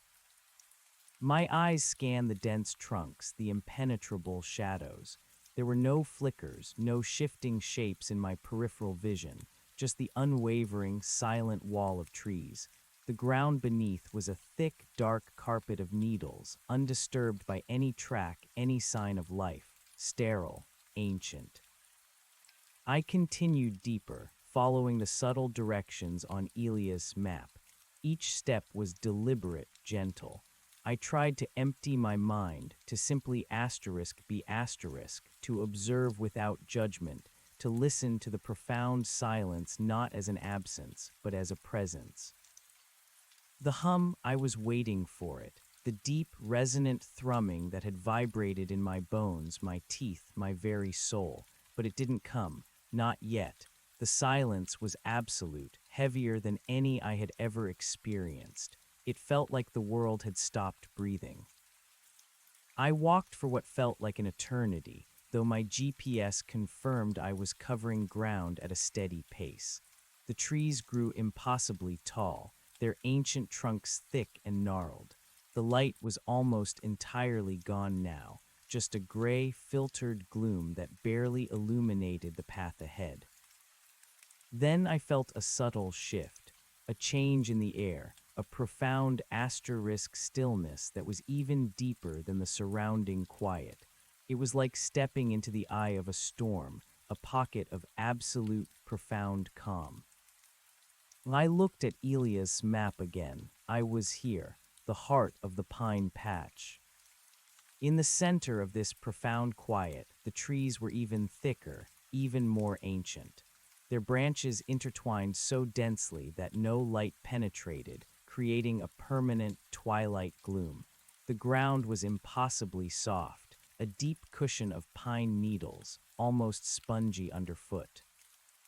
I stopped, standing utterly still. My breath hitched, but I forced myself to slow it to center myself. The silence here was different. It wasn't just the absence of sound. It was a profound presence, a palpable energy that seemed to vibrate in the very air deep beneath the surface. It was the elder quiet. And then I felt it, Not heard it, not yet, but felt asterisk it. A faint, almost imperceptible vibration, a low thrumming that resonated in the soles of my feet, then up through my legs into my chest. It was the hum. This time it didn't bring terror, it brought awe. It was vast, ancient, powerful, but it wasn't overtly malevolent. It was simply their asterisk, a fundamental frequency of the earth, a deep breath of something utterly beyond human comprehension. I knelt as Elias had instructed. I placed the small leather pouch on the ground before me, careful not to disturb the pristine needle carpet. My hands were steady. My heart, though pounding, was not with fear, but with a strange mix of reverence and anticipation. I opened the pouch. First, I took out the bundle of white sage. I held it in my hands, closed my eyes, and focused my intention, cleansing, clarity, respect. I placed it gently on the ground. Next, the smooth river stone. I held it, feeling its coolness, its weight, its ancient stillness. Grounding, stability, connection to the earth. I placed it beside the sage. Finally, the pinecone carving. My hands, which had fumbled with a rifle, now carefully held this small wooden symbol of humility and understanding. I thought of the countless hours I had spent with Elias, learning to see, to listen, to respect. Understanding, respect, acknowledgement of your ancient presence. I placed it last, completing the offering. I knelt there, my head bowed, my eyes closed, feeling the profound quiet, the subtle, resonant hum that permeated the very air. It was deep, powerful, ancient, like the slow, steady heartbeat of the earth itself. Then I spoke. My voice at first was a mere whisper, but I forced it to be clear, steady, imbued with all the lessons I had learned. Ancient presence, I began, the words feeling foreign yet true. Elder quiet, I am Mark. I entered your domain in ignorance with a loud heart and a challenging spirit. I did not understand. I did not respect your ancient ways. I brought fear and intrusion. I paused, breathing deeply, feeling the cold air fill my lungs, the hum reverberate through my chest. I have learned, I have been taught to listen, to observe, to respect the deep wisdom of the earth. I understand now that this place is sacred, powerful, and not meant for human assertion. I offer these tokens of humility and respect, I continued, gesturing to the items on the ground, as a symbol of my understanding, my acknowledgement of your dominion, and my apology for my trespass. I ask now that the connection between us be severed, that the mark I carry be lifted. I wish to leave your domain in peace, never to return with disrespect. I will carry the lessons I have learned, the reverence I have found, but I ask that you release me and my home from your influence. I finished speaking, and the words seemed to hang in the profound silence, absorbed by the ancient trees, by the very fabric of the elder quiet. The hum, which had been a subtle vibration, seemed to intensify for a moment, a deep, resonant wave that washed over me, through me, around me. It was not threatening, not malevolent, but simply immense, powerful, asterisk-aware asterisk. I knelt there waiting for what I didn't know, for a sign, a feeling. Slowly, imperceptibly at first, the air began to shift. The oppressive cold, which had been a heavy blanket, seemed to lessen, replaced by a cool, clean crispness. The intense vibration of the hum began to recede, not vanishing entirely, but fading into a distant echo, a memory, a part of the profound quiet rather than an invading force. And then, for the first time since I had stepped into this place, I heard it. A faint sound. A single, distant rustle of leaves, carried on a gentle, barely perceptible breeze. A soft, almost whispered sigh in the ancient pines above. It was so subtle, so delicate, that I almost missed it, but it was there. The faintest whisper of a living, breathing forest beginning to reassert itself. I felt a profound sense of release, a lifting of an immense weight from my chest, my mind, my very soul. The phantom chill that had clung to my bones for months seemed to dissipate, replaced by a quiet warmth, a sense of peace I hadn't known since before my fateful trip. I opened my eyes. The gloom was still deep, but it felt less suffocating, less absolute. The trees still towered, ancient and watchful, but they no longer felt hostile. They simply were asterisk. I rose slowly, my joints stiff from kneeling in the cold. I looked down at the offerings, lying undisturbed on the needle carpet. They were small, humble objects, but they carried the weight of my transformation, my plea, my understanding. I turned and without looking back began to walk. My steps were still deliberate, careful, but now they carried a different kind of purpose. Not flight, not intrusion, but respectful departure. As I walked out of the heart of the pine patch, the subtle sounds of the natural world slowly returned. A distant bird call, the faint rustle of dry leaves in the hardwoods, the crunch of snow under my boots. The light grew imperceptibly brighter with each step, the oppressive stillness slowly giving way to the gentle murmur of a living forest. When I finally crossed the invisible line separating the pine patch from the normal hardwoods, the sudden brightness of the winter afternoon sun was almost blinding. The air was crisp, cold, and clean, filled with the familiar, comforting sounds of the Maine woods. A crow cawed overhead, its voice sharp and clear. A squirrel chattered from a nearby oak. I took a deep breath, filling my lungs with the natural air, and let it out slowly. It was over. The dread was gone. The cold was gone. The hum was gone. I was released. The walk back to my truck was a blur of emotion. Relief, exhaustion, a profound sense of gratitude, and a quiet awe. I was not the same man who had walked into these woods months ago. I had been broken, then remade. When I reached my truck, parked far down the logging road, I didn't jump in and speed away in a panic. I paused. I took a moment to look back at the distant ridge, at the darker, denser line of pines on the horizon. It was just a patch of woods, an innocuous green blob on a map, but I knew its true nature now, and I would never forget. I got into my truck, started the engine, and drove away, slowly, deliberately. The mechanical hum of the engine, usually an unremarkable sound, now felt like a comforting anchor to the human world. The drive home was long, but filled with a quiet sense of triumph. I called Sarah as soon as I had reception. Her voice, when she answered, was filled with relief and worry. "Mark, where are you? Are you all right? You sound different." "I'm fine, honey," I said, and for the first time in months I truly meant it.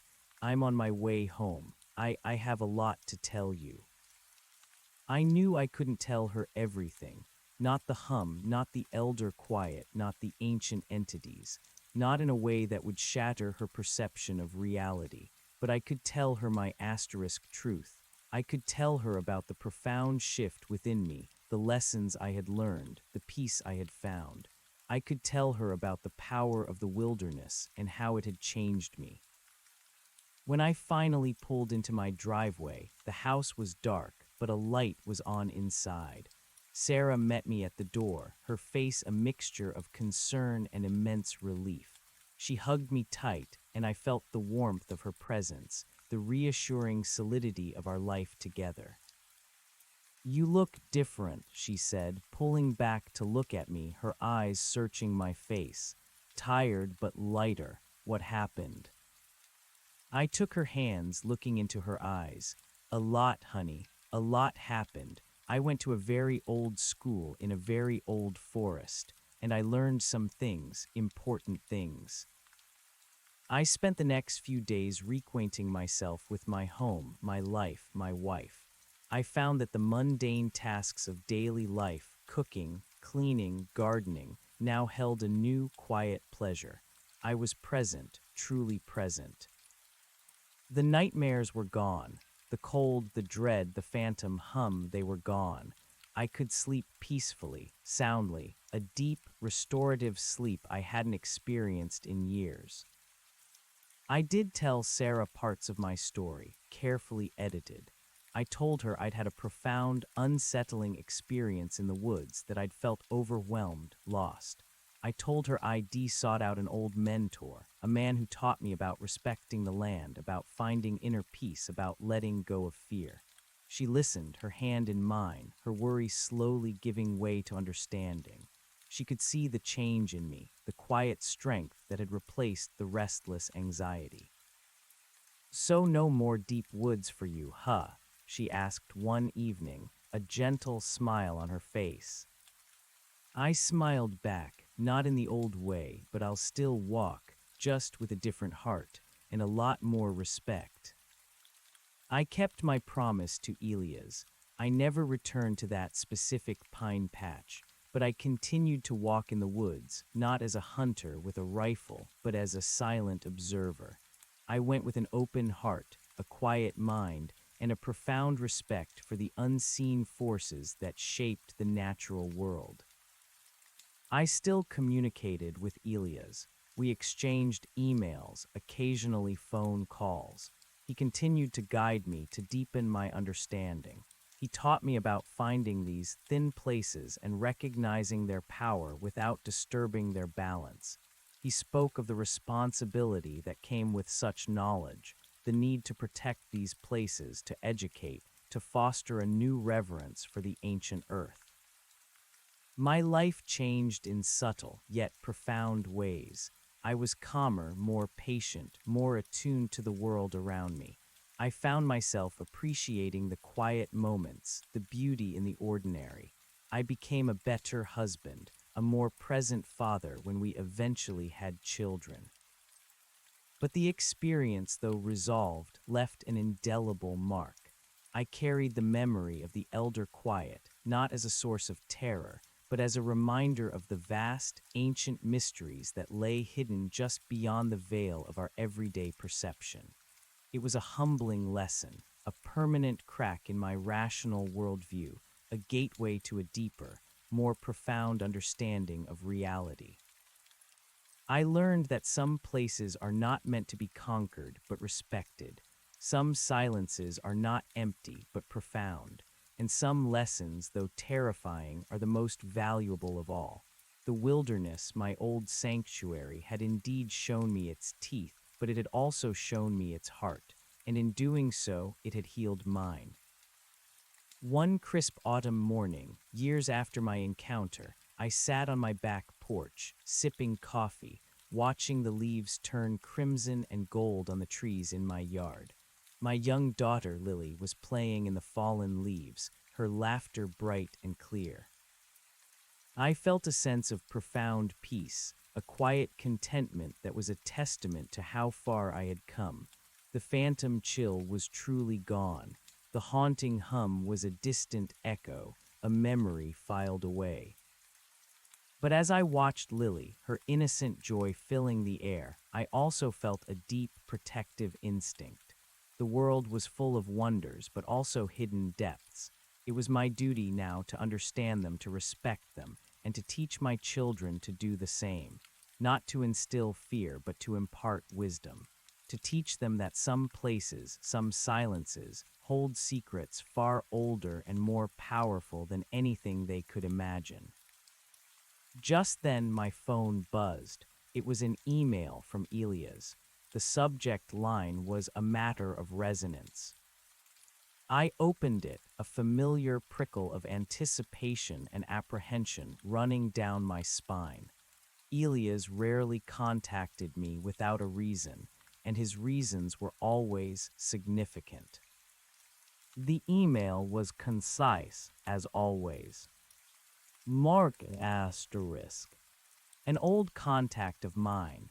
a respected folklorist and researcher named Dr. Aris Thorne, has reached out.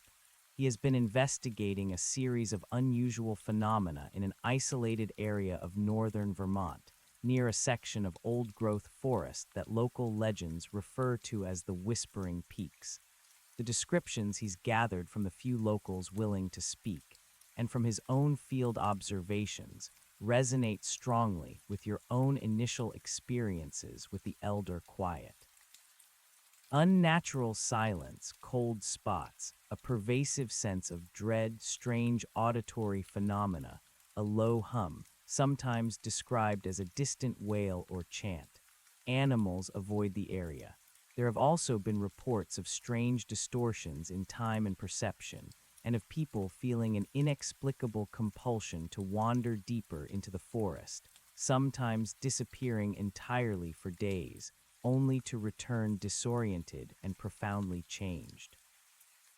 Thorne is a serious scholar, not a sensationalist. He believes he has stumbled upon a truly ancient, powerful locus of activity. He is seeking someone with practical experience in such matters, someone who has truly walked the path. I immediately thought of you. I have spoken with him about your unique qualifications without revealing specifics, of course.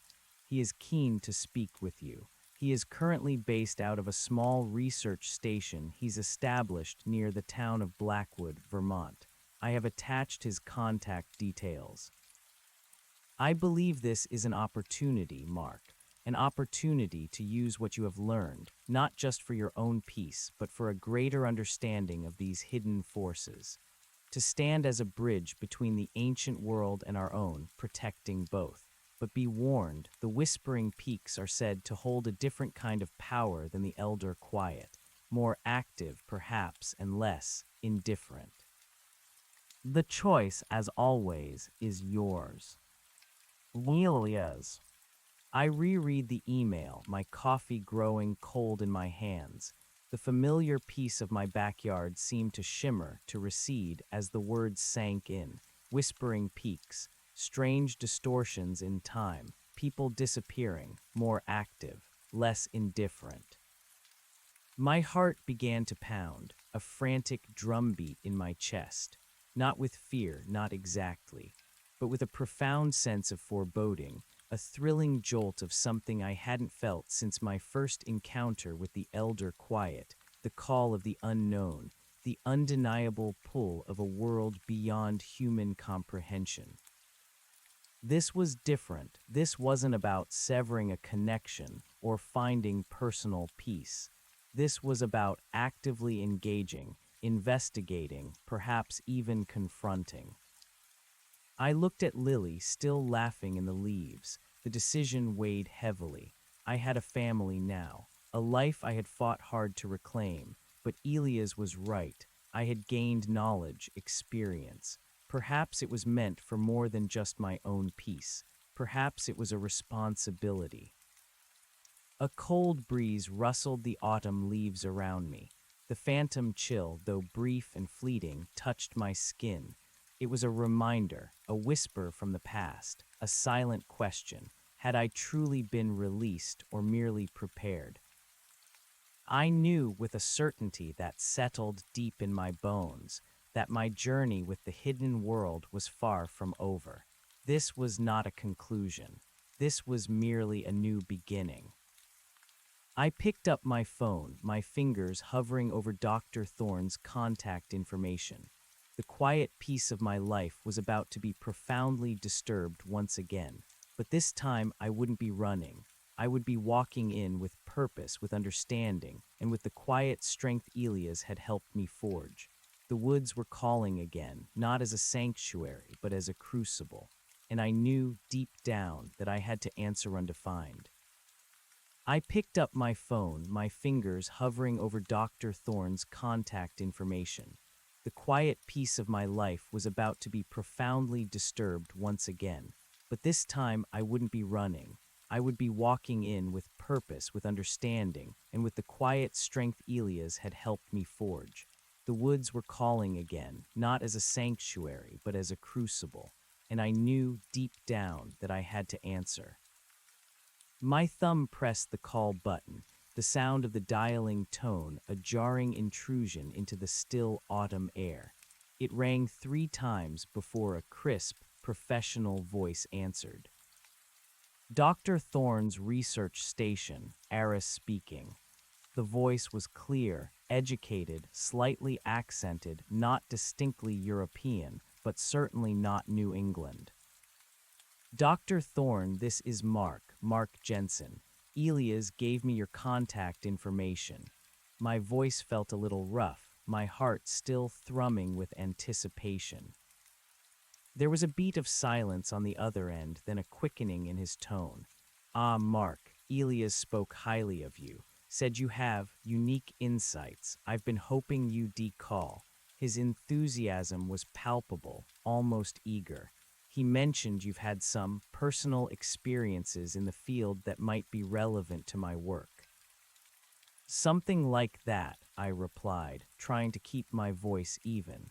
Elias suggested I reach out. He said you were looking into something in northern Vermont, the Whispering Peaks. Precisely, we've been documenting some truly fascinating and, frankly, deeply unsettling phenomena here. Elias said you might be uniquely equipped to assist. He was rather enigmatic, as he often is, but his recommendations are never to be taken lightly. Thorne paused, then continued, a more urgent note creeping into his voice. Are you available to travel, Mark? I'd be eager to discuss this face to face.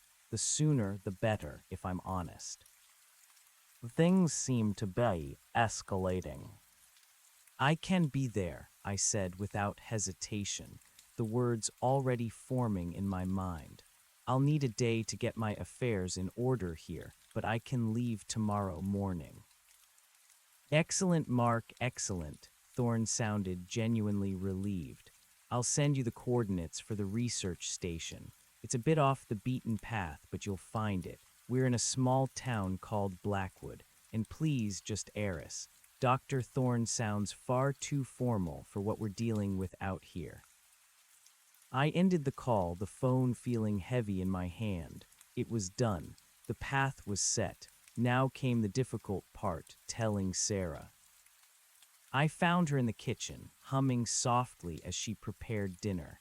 The familiar scent of garlic and herbs filled the air. My daughter, Lily, was still outside, her small voice occasionally drifting in through the open window.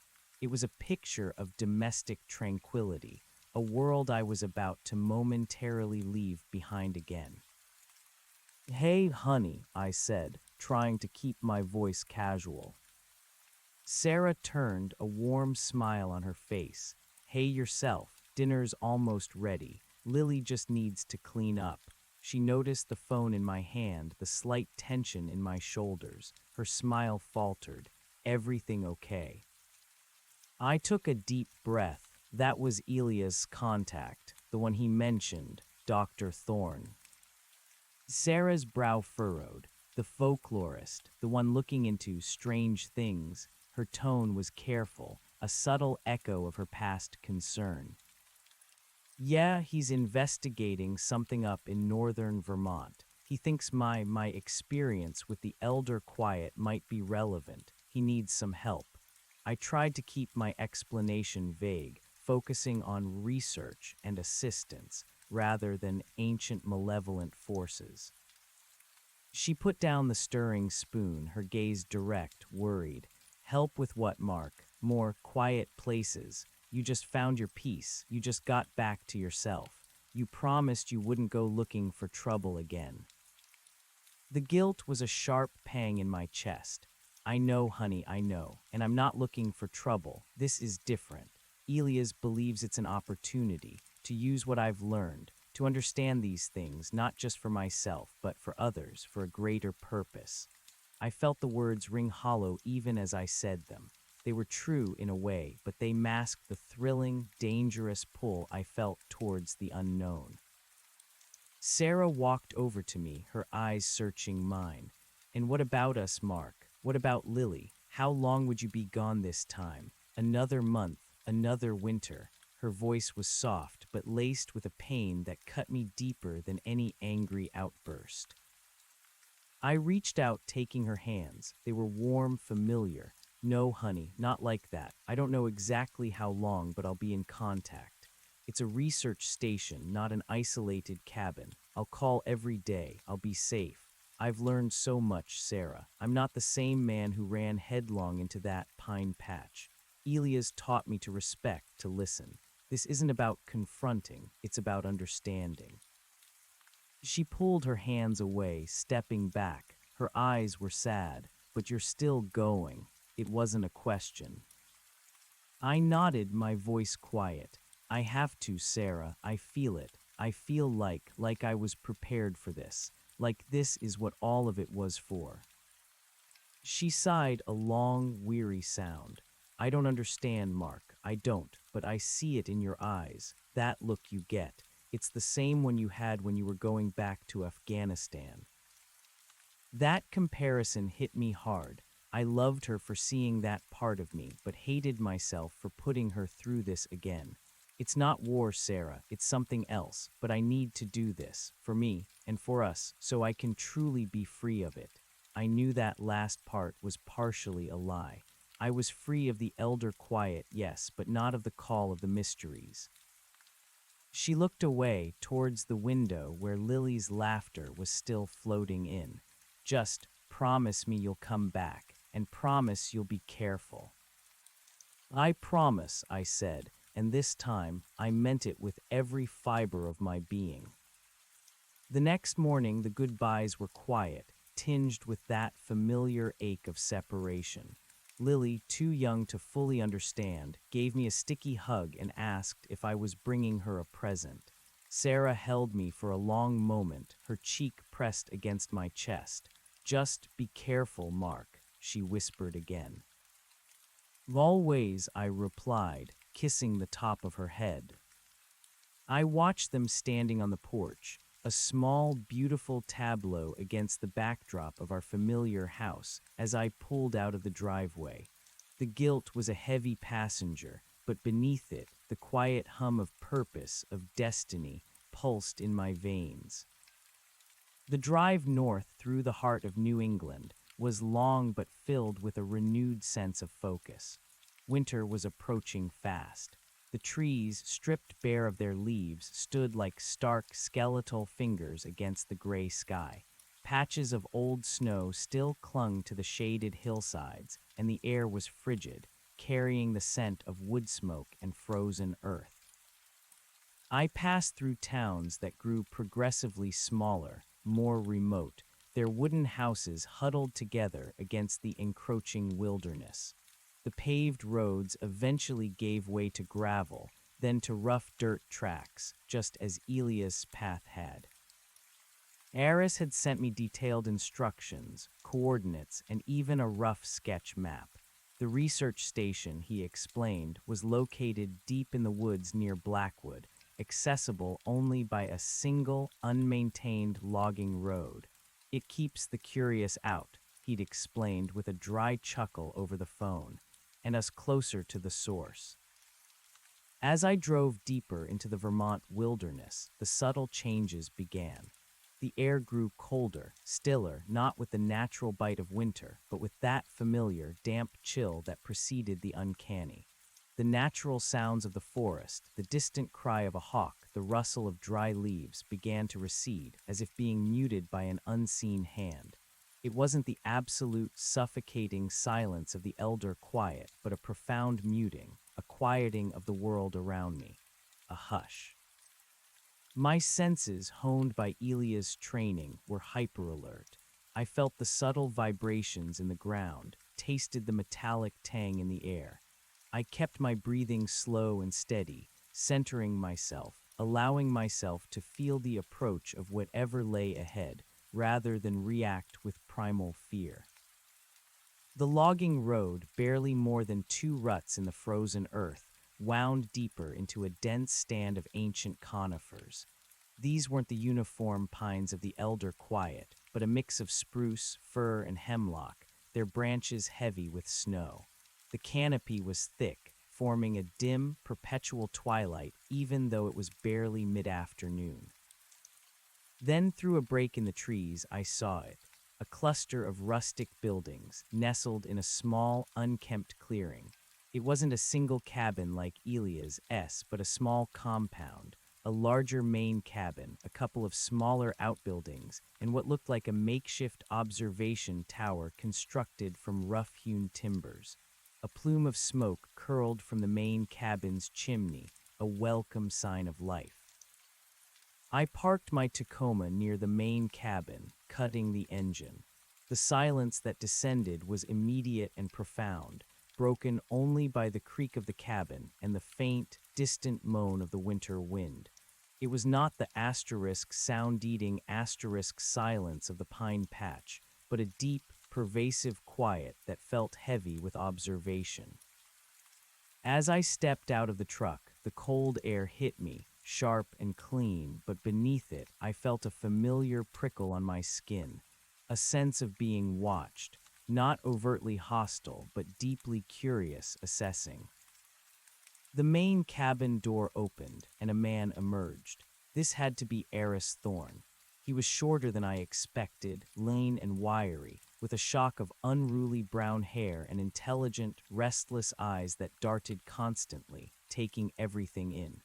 He wore thick-rimmed glasses perched on his nose and was bundled in a heavy wool coat, but there was an academic intensity to his posture, a nervous energy that belied his practical attire. "Mark, welcome," Eris called out, his voice sharp and enthusiastic, cutting through the heavy quiet. He strode towards me, hand outstretched, a genuine smile on his face. "Thank you for coming. You have no idea how glad I am to see you." His handshake was firm, quick. "Eris Thorne," he introduced himself, though it was unnecessary. "Mark Jensen," I replied, my voice steady. "Glad to be here, Eris." Come, don't stand out in the cold. I've just brewed a fresh pot of coffee." He gestured towards the cabin, his excitement barely contained. Inside, the cabin was warm, well-lit, and utterly chaotic. Books, papers, maps, and electronic equipment were scattered everywhere, on a large wooden table in the center of the room, on shelves built into the rough-hewn walls, even stacked precariously on the floor. There was a large fireplace, a few mismatched chairs, and a small, functional kitchen area. The air smelled of coffee, wood smoke, and old paper, mixed with a faint, almost metallic tang that I recognized from the woods outside. "Make yourself comfortable, Mark," Eris said, clearing a stack of journals from a chair by the fire. "Sorry for the mess. When you're chasing phantoms, organization tends to take a back seat." He chuckled, a quick, nervous sound. I settled into the chair, appreciating the warmth. Eris quickly poured 2 mugs of steaming coffee and handed me one. It was strong, black, and exactly what I needed. "So Elias gave me a rather intriguing, if vague, picture of your background," Eris began, perching on the edge of the table, his eyes fixed on me with an almost childlike curiosity. "He said you have a unique ability to resonate with certain anomalies, that you've encountered a powerful, ancient presence yourself." I took a sip of coffee. "Something like that, yes. A patch of woods in Maine, a place with an unnatural silence, a cold that seeped into your bones, and a low, resonant hum. It followed me home. Elias taught me how to sever the connection." Eris's eyes widened, a flicker of excitement mixed with apprehension. "Remarkable, absolutely remarkable. That aligns perfectly with some of the local accounts here. The hum especially. One old trapper, long since passed, used to describe it as the world breathing wrong. And the way it followed you, that's deeply concerning, but also incredibly informative." He leaned forward, his elbows on his knees. "Please, Mark, tell me everything, from the beginning." "Just as you told Elias." I spent the next few hours recounting my entire story, from the initial dread in the pine patch to my desperate flight, the haunting nightmares, the intrusion into my home, my time with Elias, and finally, my return to the elder quiet to sever the connection. I omitted nothing, feeling a strange sense of liberation in sharing the full, unvarnished truth with someone who was not only listening, but believing. Eris listened intently, interjecting occasionally with a thoughtful, fascinating, or precisely what I suspected, or a scribbled note in a small leather-bound notebook he pulled from his coat pocket. He asked perceptive questions, not doubting my experience, but probing for details, for patterns, for any scientific or folkloric parallel. When I finished, the cabin was quiet again, save for the crackle of the fire. Eris sat back, a look of profound contemplation on his face. "Thank you, Mark," he said finally, his voice soft, almost reverent. "That is an extraordinary account, and it provides invaluable context for what we're facing here at the Whispering Peaks." He got up and began pacing, his restless energy reasserting itself. "The phenomena here are similar in many ways, but also distinct. We have the unnatural silence, the cold spots, the profound sense of dread, but the auditory component is more varied. Sometimes it's a hum, as you described, other times a low, guttural wail, and most frequently what locals describe as whispers or faint chanting, though no discernible words." He stopped by a large map tacked to the wall, covered in handwritten notes and highlighted sections. The Whispering Peaks themselves aren't truly peaks in the geological sense, more a series of steep, heavily forested ridges. The heart of the activity seems to be centered around a particular valley, a narrow gorge that cuts through the oldest part of the forest. The locals call it the Mouth of Whispers. "What about the time distortions?" I asked, remembering Elias' email. Eris nodded, his eyes serious. "Ah, yes, that's perhaps the most unsettling aspect. We've had several reports, documented and cross-referenced, of individuals entering the periphery of the area and emerging hours, sometimes days later, with no memory of the elapsed time or only fragmented, confusing recollections. Their watches are often stopped or show incorrect times. Our own equipment has logged instances of strange temporal fluctuations. It's as if time itself becomes fluid within the peaks. And the disappearances." Eris sighed, running a hand through his hair. "That's where it gets truly grim.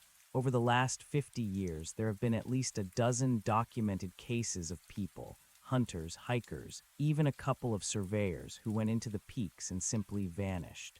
No trace, no bodies. The local search and rescue teams have learned to be particularly thorough, but they always come up empty. The local folklore attributes it to the Whisperers, entities said to lure people deep into the mountains, never to be seen again." My blood ran cold. This was indeed more active, less indifferent. The elder quiet had marked me, yes, but it hadn't tried to consume me. This sounded like it did. "Elias said it was different from the elder quiet," I murmured. "More active, less indifferent." "From your description, I'd agree," Eris replied, turning back to me. "The elder quiet sounds like a deeply territorial, ancient guardian, a force that demands respect and non-intrusion. The Whispering Peaks, however, seem to actively engage with intruders, to lure, to disorient, perhaps even to absorb." He shuddered slightly, a purely human reaction. "Whatever it is, it has a profound effect on perception, and, quite possibly, on the very fabric of reality within its domain." "So what's the plan, Eris?" I asked, pushing aside the fear and focusing on the practical. "How do we approach this?" Eris smiled, a glint of excitement in his eyes. That's where you come in, Mark. My background is academic. I study, I document, I analyze. I've ventured into the periphery, of course, but I don't have your unique sensibilities, your ability to detect, to navigate, to resonate with these forces. Elias said you've learned to move through such places with respect, to communicate in a way that avoids confrontation. I'm hoping that's true, I admitted. We'll work slowly, Eris assured me. No reckless heroics. My team is small, just myself and two research assistants, Liam and Chloe. They're both dedicated but lack field experience with the truly anomalous. We'll establish a perimeter, set up remote sensors, and then carefully, cautiously, you and I will begin making exploratory incursions. We need to map the temporal distortions, identify the source of the auditory phenomena, and perhaps, with your guidance, attempt some form of communication. Communication, that word hung in the air, weighty with possibility and peril. Over the next few days, I settled into the rhythms of the research station.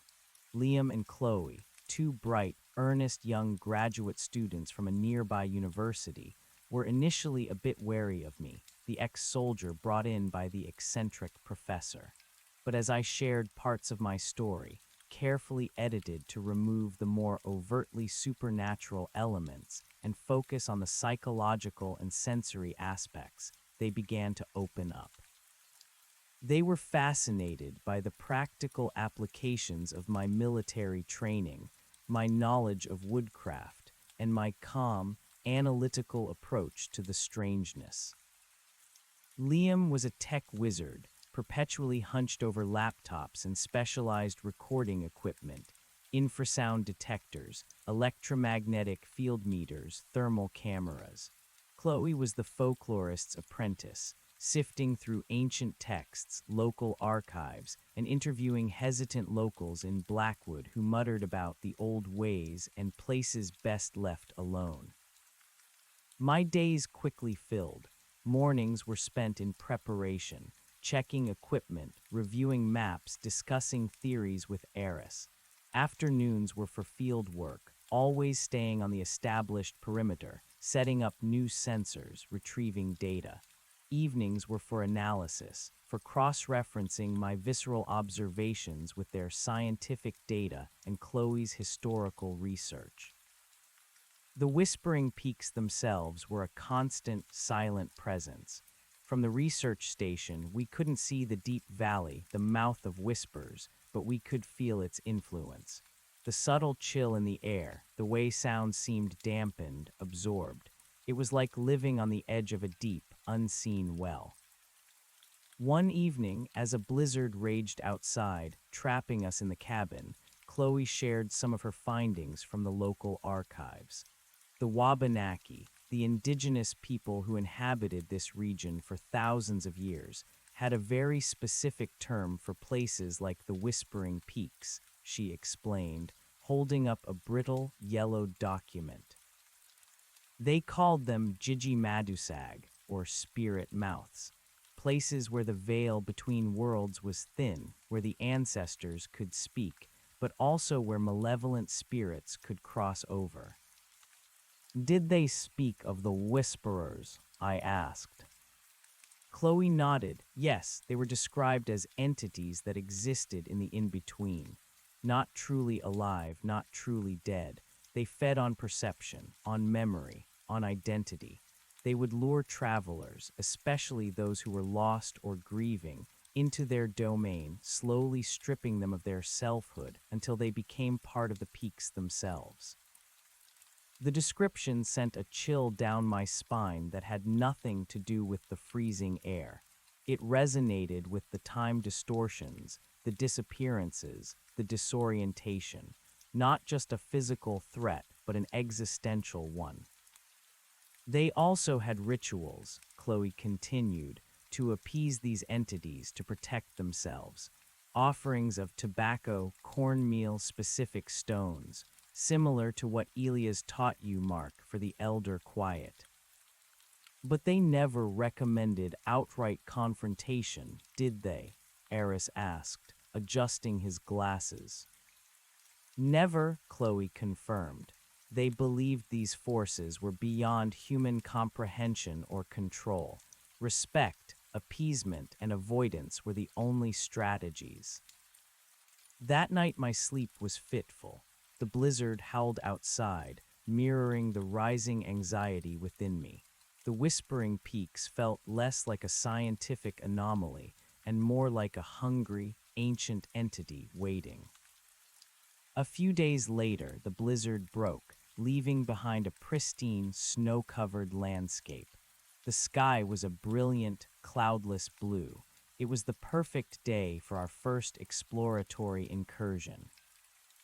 Today, we're going to venture slightly deeper into the periphery, Eris announced over breakfast, his eyes bright with a mixture of excitement and apprehension. Just a few hundred yards beyond our established sensor grid, our goal is to verify the temporal anomalies and try to get a clear auditory signature of the whispers at closer range.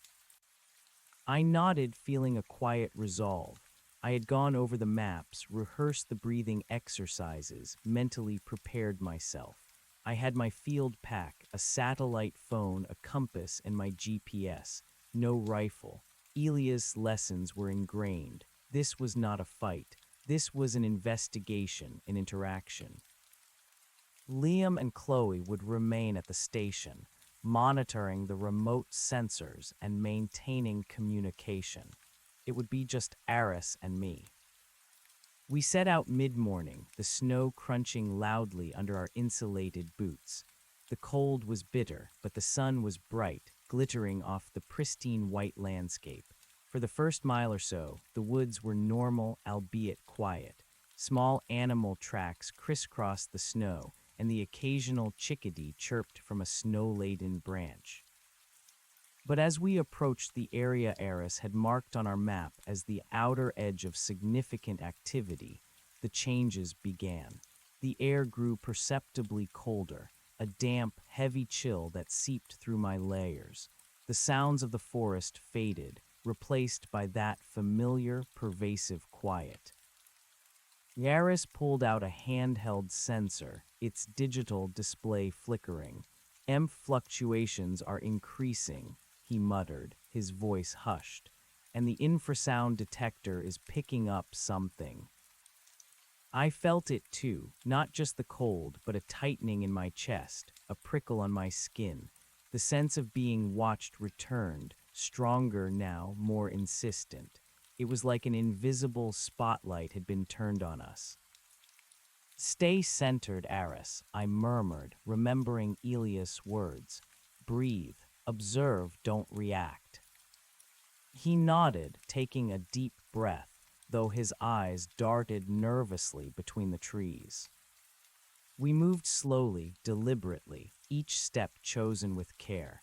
The trees here were older, taller, their branches heavy with snow, forming an increasingly dense canopy. The light grew dimmer, turning the vibrant winter day into a perpetual twilight. Then I heard it, faint at first, barely perceptible, a low, resonant thrumming. Not exactly the hum of the elder quiet, but similar. A deep, pervasive vibration that seemed to emanate from the very earth beneath our feet and from the ancient trees themselves. It felt like the land was breathing. You hear that, I whispered to Aris. He nodded, his eyes wide. Yes, the infrasound detector is going wild, and is that a faint chanting? I focused, straining my ears. Beneath the low thrum there was asterisk something else. A chorus of faint, ethereal whispers swirling around us, sometimes seeming to come from ahead, sometimes from behind, sometimes from deep within the trees. They were formless, voiceless, not words I could understand, but a pervasive, unsettling murmur that seemed to speak to the deepest, most primal parts of my mind, the whispering peaks. The whispers, I breathed. Suddenly, Eris stopped, pulling out his GPS unit. He stared at it, his brow furrowed. That's impossible, he muttered. My coordinates are shifting wildly, and my internal clock just reset itself. I checked my own GPS. The arrow was still pointing, but the location coordinates were flickering, jumping erratically. And my watch, a reliable military-grade timepiece, had indeed stopped. It read 2:17 p.m., but the sun, what little we could see of it, seemed much lower in the sky than it should be. We had only been walking for maybe an hour since the main road, but it felt like much longer. Temporal distortions, I said, the words feeling heavy in the still air. They're real. The whispers intensified, swirling around us, making my ears ache. They weren't loud, but they were pervasive, seeming to burrow into my skull, filling my mind with a chaotic murmur of unseen voices. It felt like standing in the middle of a crowded room, but only hearing the muffled, nonsensical babble of 1,000 conversations, none of which you could understand. It was disorienting, unsettling. I focused on my breathing, on the feeling of the frozen earth beneath my feet. I pushed back against the urge to panic, to lash out, respect, observe, listen. Then a new sensation, a compelling urge. It wasn't a physical force, but a profound mental push, a silent invitation to go deeper, to follow the whispers, to explore the source of the hum. It felt less like a threat and more like a siren song pulling at the edges of my consciousness. Come closer, understand, become one. Do you feel that? I asked Eris, my voice tight. He looked at me, his eyes wide with a mixture of terror and fascination. Yes, a profound longing, an urge to just walk, to let go. He was swaying slightly, his gaze unfocused, as if staring at something only he could see. Don't, I commanded, my voice sharp, cutting through the whispers. Don't follow it. Stay here. Anchor yourself. I grabbed his arm, squeezing hard, trying to break him out of whatever trance was taking hold. His skin was cold, clammy. He blinked, shaking his head slightly, as if coming out of a dream. What was that? He whispered, his voice trembling. The lure, I said, remembering Chloe's research. The whisperers, they want to draw you in. The whispers grew louder, more insistent, swirling around us, pushing against us. The hum intensified, vibrating through my bones, making my teeth ache. The air grew impossibly cold, and I could see my breath fogging heavily in front of me. We need to turn back, I said, my voice firm. Now, we've gone far enough. Eris nodded, still looking a little dazed. Yes, you're right. My perception of direction is completely off. Which way? I consulted my GPS again. The arrow was still flickering, but I had enough of a sense of the general direction to try and backtrack. This way, I said, pointing back the way we came. Stay close. Focus on my footsteps. We began to move, but it felt like walking through treacle. The whispers intensified, now seeming to coalesce around us, trying to envelop us. The lure, that subtle mental pull, returned, strong and seductive. Just a little deeper, just a moment more. Understanding awaits. I forced myself to ignore it, to focus on the cold, hard reality of the snow beneath my boots, the rough bark of the trees, the crisp air in my lungs. I kept a tight grip on Eris's arm, pulling him along, making sure he stayed with me, his own focus clearly wavering. The further we moved, the more resistant the forest felt. It was like pushing against an invisible current.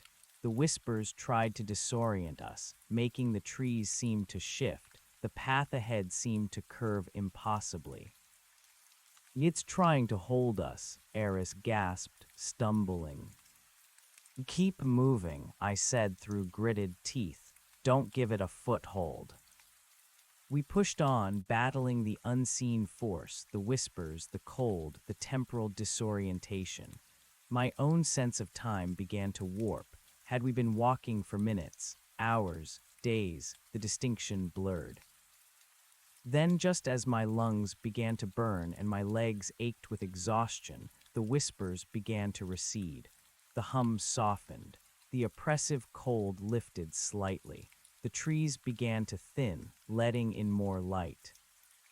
We had reached the periphery, the edge of the whispering peaks' immediate influence. We burst out of the denser woods into an area where the sun, still lower in the sky than it should be, felt almost painfully bright. The sudden return of natural sounds, the caw of a distant crow, the gentle rustle of leaves in a faint breeze was jarring, overwhelming. We collapsed onto a snow-covered log, gasping for air, our bodies trembling. My watch still read 2:17 p.m., but the sun was clearly sinking towards the western horizon. Hours had passed, yet my watch remained frozen. Eris's sensor, however, had resumed its normal readings. "My God, Mark," Eris whispered, his face pale, eyes wide with a mixture of terror and exhilaration. "It's real, all of it. The whispers, the lure, the time distortions. It's exactly as the legends described." I nodded, still catching my breath. "And it's powerful. It tried to pull us in." Garrus looked at me, a newfound respect and awe in his eyes. You resisted it. You pulled me out. I felt it, Mark, that immense pull. I don't know if I could have broken free on my own." "Elia's taught me," I said simply, "to center myself, to listen without yielding, to respect but not to submit."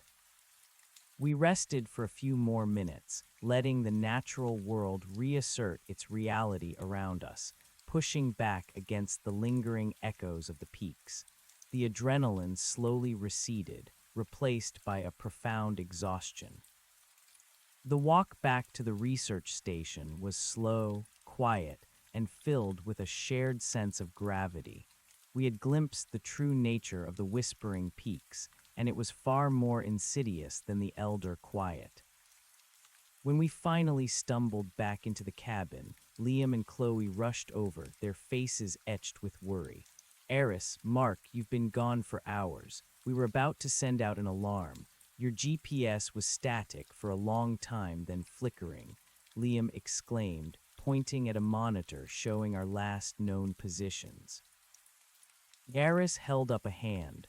"We're fine, Liam, just a very enlightening experience. The temporal distortions are far more pronounced than we anticipated." He looked at me, a silent message passing between us.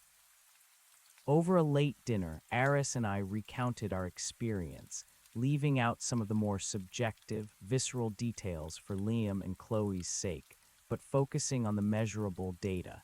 The EMF spikes, the infrasound readings, the GPS anomalies, and the frozen watches. Even with the scientific veneer, their faces grew pale as they listened. "So it literally warps time?" Chloe asked, her voice hushed, "and tries to lure you in?" "Yes," Aris confirmed, looking at me. "Mark here was instrumental in keeping us grounded. His experience with the Elder Quiet proved invaluable." That night I didn't sleep well. The whispers still echoed in the back of my mind, a phantom murmur just beyond the edge of hearing. The lure, that compelling urge to go deeper, to understand, still tugged at my subconscious. I knew this was just the beginning. The whispering peaks were a far greater challenge than the Elder Quiet. The next few weeks were a blur of intense work. We established a more robust sensor grid around the outer perimeter of the Whispering Peaks, deploying specialized equipment designed to detect even the subtlest temporal anomalies, electromagnetic fluctuations, and infrasound signatures. Liam, with my guidance, installed custom software to track and analyze the data. Chloe delved deeper into local and indigenous lore, searching for any further clues about the nature of the Whisperers. My role was increasingly vital. I became the primary field operative, the one who ventured closest to the heart of the activity. My enhanced senses, my ability to remain centered amidst the disorienting whispers and the powerful lure, made me uniquely suited for the task. I would go in alone sometimes, with Eris monitoring my vitals and GPS from the research station, just to see how far the influence extended, how strong the lure became at different points. I learned to navigate the subtle nuances of the peak's influence, the cold. I learned to navigate the subtle nuances of the peak's influence. The cold, the sound dampening, the flickering GPS, these were indicators, a language I was slowly learning to interpret. The whispers, however, were the most insidious. They weren't just auditory, they were a mental pressure, a subtle suggestion, a gentle tugging at the edges of my consciousness, urging me deeper, promising understanding, oblivion, or perhaps both. I found that by consciously centering myself, by focusing on Elia's lessons of respectful observation, I could push back against the lure. It wasn't a fight, not in the aggressive sense. It was more like letting a strong current flow around me, acknowledging its power without letting it sweep me away. Eris, watching my biometric data, noticed the patterns. My heart rate would spike, then quickly stabilize. My brainwave activity, measured by a non-invasive headband, would show a momentary chaotic burst, then settle into a focused, almost meditative state. It's like you're a lightning rod, Eris observed one evening, poring over the graphs. You draw its attention, but you don't let it ground through you. It's truly remarkable, Mark. Liam, meanwhile, was making breakthroughs with his equipment. He developed a system of small, camouflaged audio recorders that could withstand the peak's electromagnetic interference. The recordings were chilling, long stretches of profound silence, punctuated by the low hum, the guttural wail, and then the whispers. Sometimes they almost coalesced into what sounded like a language, a rhythmic cadence, but never clear enough to decipher. Chloe's research revealed more unsettling historical data. There were repeated references in Old Town records to bad winters or hungry seasons, when people would disappear from the Blackwood area with unusual frequency, often linked to periods of intense cold and isolation. One account, a handwritten journal from the late 1800s, spoke of a trapper who returned from the mountains after being gone for a week, utterly silent, his eyes hollow. He never spoke again, dying a month later. The journal noted, ominously, that his shadow in certain lights seemed to flicker, to twist into inhuman shapes. The whisperers don't just take the body, Chloe mused, looking up from the faded script. They take the essence, the self. They leave behind a hollow shell, if anything at all. This particular detail unsettled me deeply. The idea of losing my identity, my very self, was far more terrifying than any physical death. I thought of Sarah, of Lily, of the Mark they knew. That was what I was fighting for. Our incursions grew bolder, more frequent. We were slowly mapping the temporal distortions, charting the boundaries where time began to unravel. We found pockets where minutes stretched into hours, and others where hours compressed into minutes. It was utterly disorienting, even with the aid of Liam's carefully synchronized chronometers, which, unlike our personal watches, sometimes managed to maintain a connection to a stable time reference outside the peaks. One afternoon, during a solo run to retrieve a sensor arrayed deep within the temporal anomaly zone, the whispers became intensely compelling. I felt the lure like a physical hand, pushing me forward, pulling me deeper.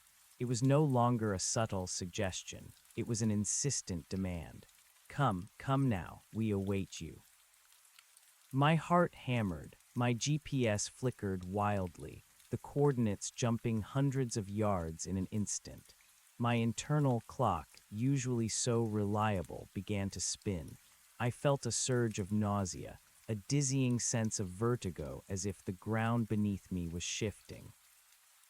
I closed my eyes, forcing myself to breathe to center. I felt the cold air on my face, the rough texture of my jacket. I pictured Sarah's face, Lily's laughter, anchor, ground. The whispers grew into a cacophony, 1,000 voices screaming at once, not with sound, but with pure intent, pure suggestion. Give in, release, become one with us. There is no pain, only peace.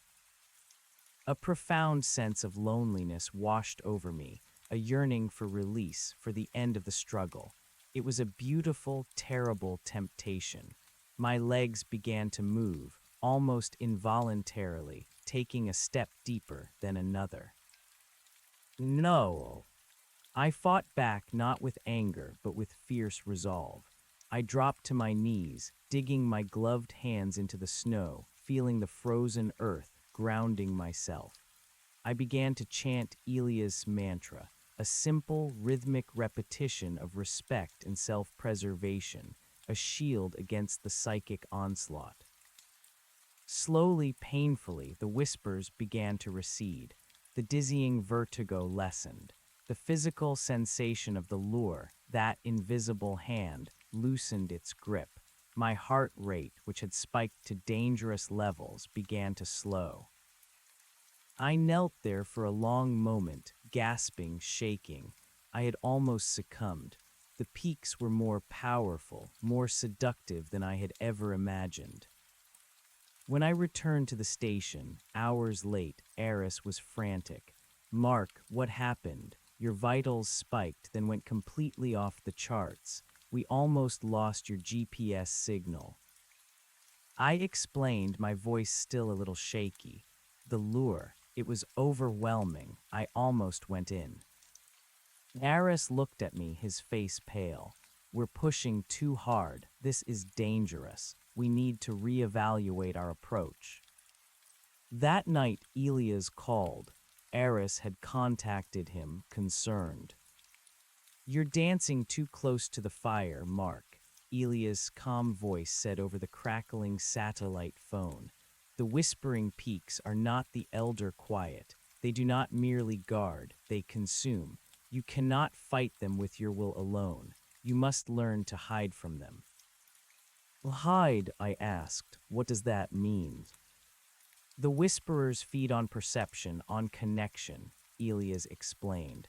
"They seek those who resonate, those who shine brightly with a conscious presence. You, Mark, are a beacon. You must learn to dim that light, to become invisible to them." He then began to teach me a new set of lessons, more subtle, more internal than anything before. He spoke of mental cloaking, of spiritual camouflage. He instructed me in ancient meditative techniques designed to quiet the mind, not just of fear, but of asterisk self-awareness asterisk. To become a blank slate, an empty vessel, to move through the world without broadcasting my presence. It was incredibly difficult. My military training had ingrained in me the exact opposite: hyper-awareness, constant vigilance, and assertive presence. To consciously suppress my own consciousness felt like trying to stop breathing. Yet I practiced relentlessly, often alone in the deep woods around the research station, pushing myself to empty my mind, to silence the internal monologue, to become a part of the background. It was exhausting, but slowly, imperceptibly, I felt a shift, a dulling of my own energetic signature, a blurring of the lines between me and the environment. Chloe, meanwhile, found more disturbing details. An ancient Wabanaki tale spoke of certain heartstones within the Jijimadusag, places of immense power where the whisperers were said to gather, to coalesce. These stones were depicted not as physical rocks, but as focal points of the peaks, energy, places where the veil was thinnest, where time and reality truly fractured. The tale says that if a heartstone is disturbed, the Jiji Madusag becomes enraged, Chloe explained, her voice hushed, and its influence expands, reaching out further, pulling in everything around it. Disturbed how? Eris asked, intrigued. It doesn't say specifically, Chloe replied, just that any human attempt to control it or to steal its power would result in catastrophe. This was a chilling thought. We were here to study, to understand.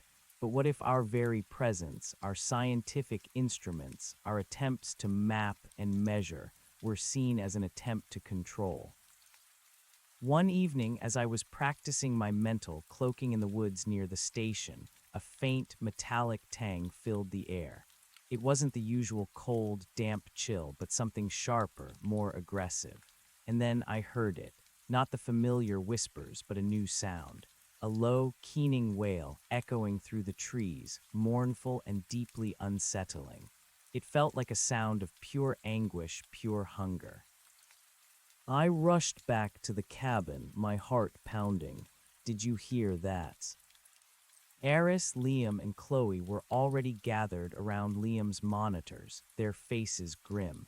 The infrasound detector just went through the roof, Liam said, pointing at a spiking graph. And we're getting strange M fluctuations, unlike anything we've seen before. The whale, Chloe whispered, her eyes wide. It's like the Wabanaki stories, the sound of the whisperers when they're hungry. Over the next few days, the wail became more frequent, more intense. The air around the research station grew colder, the muting of sound more pervasive. Even Liam's equipment began to behave erratically, showing glitches and inexplicable data drops. The peaks were becoming more active, more aggressive. Its influence is expanding, Eris concluded, pacing anxiously around the cabin. Chloe's research was right. Something has agitated it. But what? I asked. We haven't done anything different. We've been careful. Then a new detail emerged. A local hunter, one of the few who still ventured into the general area, reported that a small, independent logging company had recently started surveying a tract of land just north of the Whispering Peaks, planning to expand their operations. Logging, Eris breathed, connecting the dots, clearing land, disrupting the ancient forest. That would definitely be considered disturbing the Heartstone in a metaphorical sense. It's an aggressive intrusion. The implications were stark. The logging operations were unknowingly poking a sleeping dragon, and the dragon was waking up. The wail intensified, often accompanied by a stronger, more seductive lure. We started seeing shadows at the edge of the clearing, fleeting movements that vanished when we tried to focus. The air shimmered, sometimes, distorting the view of the trees just beyond our perimeter. One afternoon, Liam went to check a sensor near the northern edge of our grid, closer to where the logging company was operating. He was only supposed to be gone for an hour. 2 hours passed, then 3. Varys was pacing, his face pale. He should be back. He knows the protocols. My gut clenched. The wail was a low, mournful background noise now, almost constant. The lure was palpable, even within the cabin. I'll go, I said, grabbing my pack. I know the way. I'll be careful. Varys nodded, his face grim. Be safe, Mark, and remember Elia's teachings. Cloak yourself.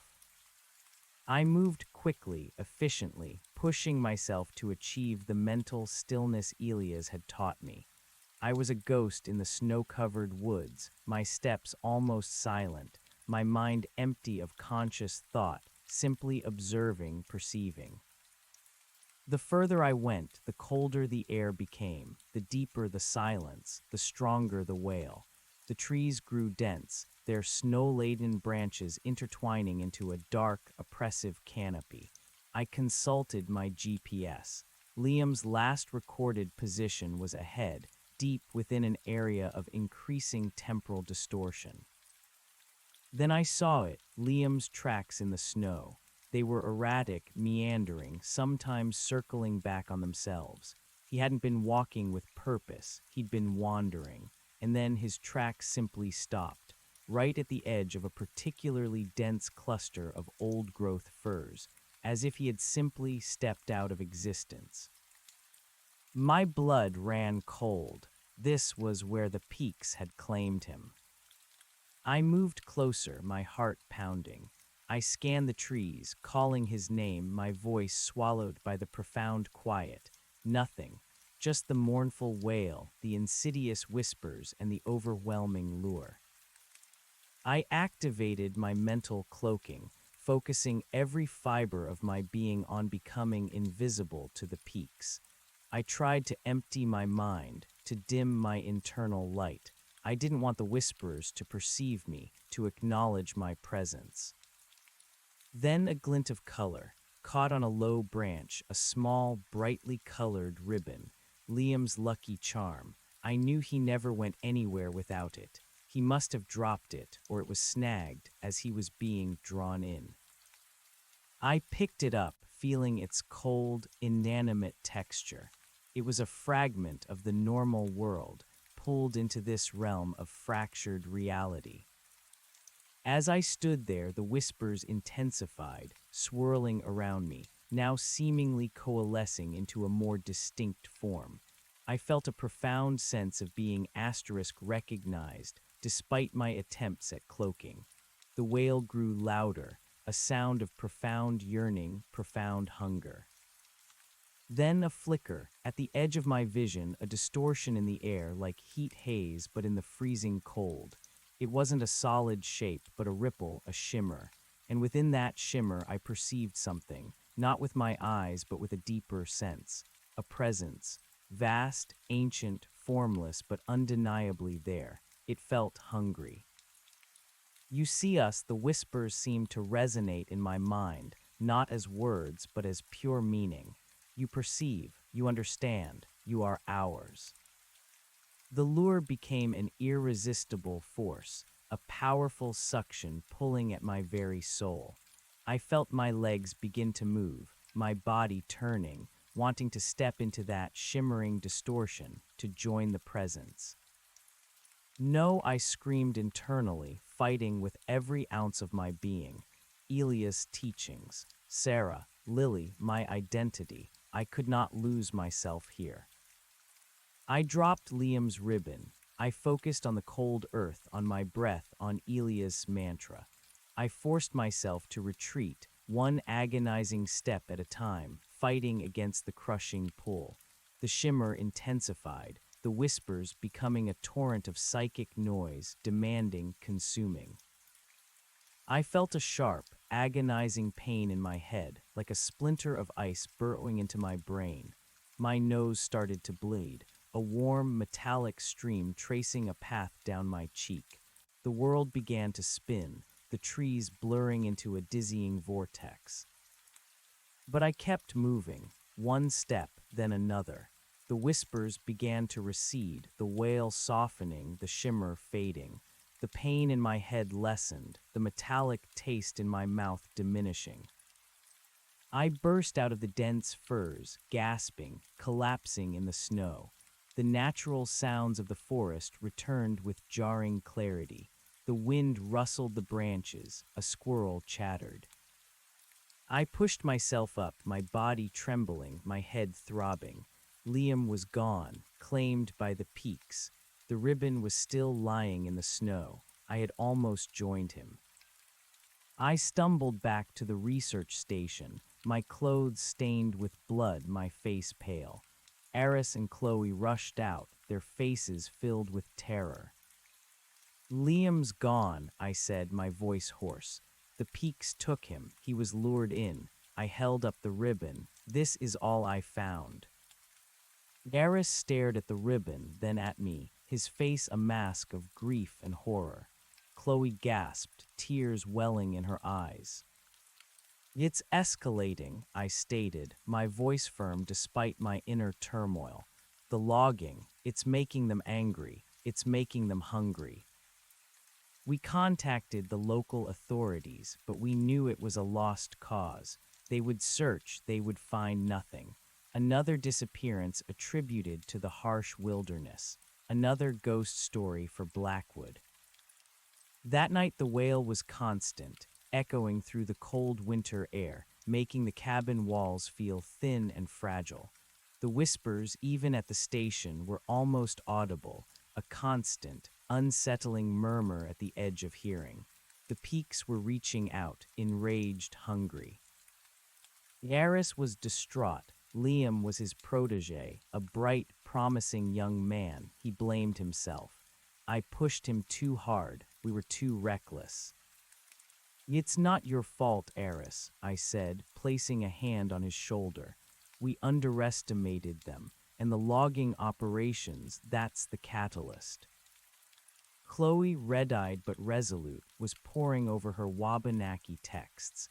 The tales say if the Jiji-Madusag is disturbed, it can manifest more directly, not just whispers, but visions, terrifying images designed to drive people mad, to make them yield to the lure. Visions, I asked, a cold knot forming in my stomach. Yes, she confirmed, pointing to a passage. Illusions of loved ones calling to you from deep within the forest. Distortions of familiar places, twisted into nightmares. Anything to break your will and pull you in. The next morning, the wail was even louder, more guttural. The air around the cabin shimmered visibly, and the cold was biting, far beyond the normal winter chill. Our equipment was malfunctioning constantly. We were effectively under siege. We have to stop the logging, I declared. It's the only way to calm them, to make them retreat. Eris nodded, his face hardened by grief and determination. I've been trying to call the company, but their reception is spotty in that area. I'll drive into Blackwood, call the authorities, tell them what we've discovered. They might not believe us, but if the wail is this loud, the loggers must be hearing it too. Maybe it'll scare them off. No, I said, a plan forming in my mind. You can't. It's too dangerous to leave the station now. The peaks are too active, and the authorities won't listen. They'll just dismiss it as a crank call or a hoax. Then what, Mark? Eris asked, his voice filled with desperation. I'm going to them, I said, my gaze fixed on the dense, ominous tree line. The loggers, I'm going to tell them to stop, to warn them. Chloe gasped, Are you crazy, Mark? You can barely survive the lure, and you want to walk into the heart of their operations when the peaks are this agitated. The visions, they'll drive you mad. I have to, I insisted. It's the only way. If the logging doesn't stop, the peaks will keep escalating. More people will disappear, maybe even us. I looked at Eris. Can you give me the exact coordinates of their operation? Eris, after a moment of intense internal debate, nodded slowly. Yes, we've been tracking their vehicles. Their main camp is about 2 miles north of Liam's last known position, deep within the expanding influence zone. I'll go, I repeated. Alone, my cloaking skills are improving, and I know how to navigate the lure. I'll make them understand. It was a reckless plan, a desperate gamble, but it felt like the only path forward. I prepared meticulously. I packed a small bag with emergency supplies, a powerful flashlight, and my satellite phone. I dressed in multiple layers, knowing the cold would be extreme, and I armed myself, not with a rifle, but with the offerings Elias had taught me to prepare for difficult interactions. A small pouch of tobacco, a smooth river stone, and a freshly carved pinecone, representing humility and respect. Mark Aris said just before I left, his hand on my shoulder. Be careful. If it gets too much, turn back. Your life is more important than this. I will, I promised, though I knew I wouldn't. Liam was gone. The peaks were hungry. I had to try. I stepped out into the frigid air, the wail and whispers already surrounding me, a symphony of dread. The air shimmered, the trees seemed to lean in, watching. But I focused, centered myself, and began to walk. This time I was walking with a clear purpose, a direct confrontation, not for myself, but for the balance of the land and for the safety of those around me. The journey was a descent into a waking nightmare. The wail was a constant, deafening roar in my mind, even as the outside world remained eerily quiet. The whispers swirled around me, no longer subtle suggestions, but a chaotic torrent of voices, pushing, pulling, demanding. My GPS flickered uncontrollably, useless. My internal sense of direction was constantly challenged, the path ahead twisting, the trees shifting. I fought the lure with every step, every breath. It was a battle not for my body, but for my mind, my very identity. The peaks were actively trying to break me, to make me yield, to draw me into the embrace of oblivion. Then the visions began. First subtle, a flicker of movement in my peripheral vision, a familiar shape in the shadows. I'd turn, heart pounding, expecting to see Sarah or Lily calling to me from deep within the trees. Come, Mark, we're waiting. But there was nothing, just the dense, ominous forest, the swirling whispers, the hungry wail. Then they grew more vivid, more insidious. I saw my home, but twisted, its windows like empty eyes, smoke billowing from its roof. I saw Sarah, her face contorted in a silent scream, her hands reaching out not for comfort, but for something else, something desperate and terrifying. I saw Lily, alone in the snow, crying, her small voice echoing the peak's wail. My heart ached, a profound, agonizing pain. My mind screamed at me to run, to help them, to follow the vision into the depths of the forest, where they seemed to beckon from. But I remembered Chloe's words, illusions of loved ones calling to you from deep within the forest. I closed my eyes, forcing myself to push back against the emotional onslaught. They are not real. They are not real. It is a trick. It is a lure. I focused on my mantra, on Elia's teachings of emptiness, of mental cloaking.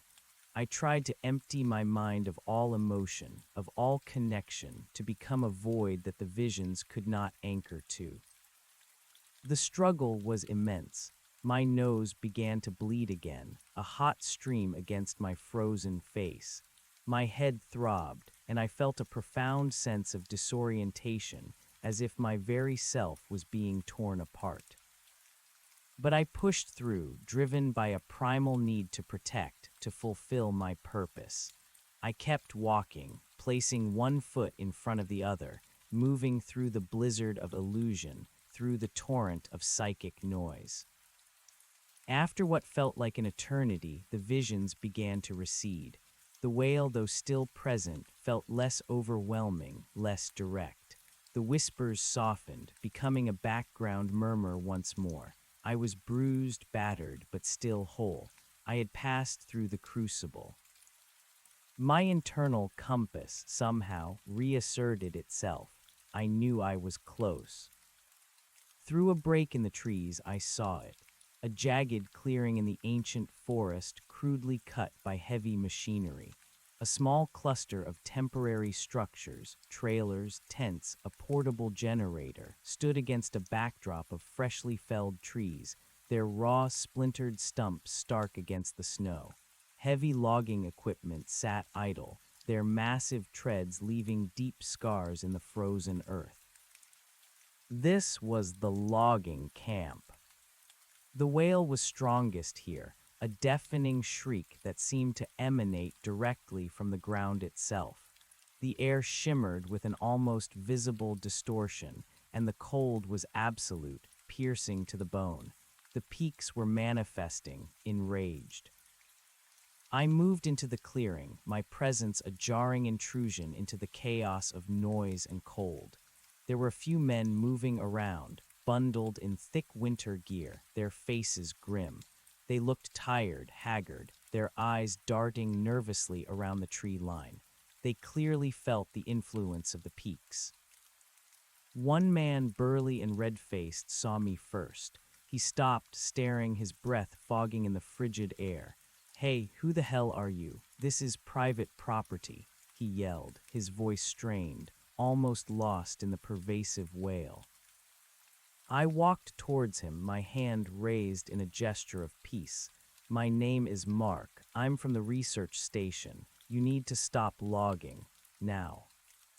He scoffed, though his eyes held a flicker of fear. "What are you talking about? We got a permit. We got a contract." "This isn't about permits," I countered, my voice raw, straining to be heard over the psychic onslaught. "You're disturbing something ancient, something dangerous. People are disappearing. Liam, one of our researchers, was taken by this place just today."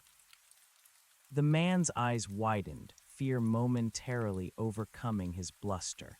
"That damn wailing, the cold, it's been driving us crazy for days. We've seen things, heard things. Some of the boys already left, but taken." Another logger, younger, less hardened, stepped forward, his face pale. "He's right, Frank. We saw weird stuff, like the trees were moving, and the compasses, they spin like crazy. It ain't right here." "You need to pack up," I urged, my voice firm, pushing through the noise. "Leave now. Don't come back. This place is awake and it's angry. It's consuming everything."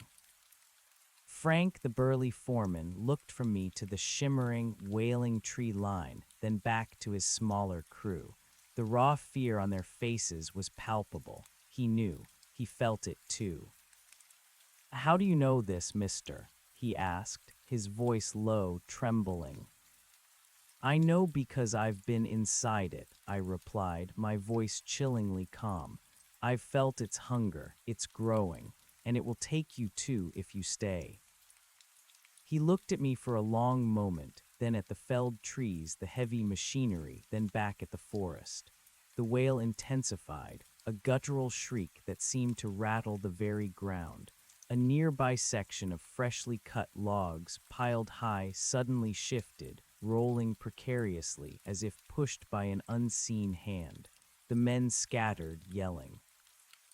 That was the final straw. Frank threw up his hands. All right, you crazy son of a bitch. We're out. Pack it up, boys. Everything. We're clearing out."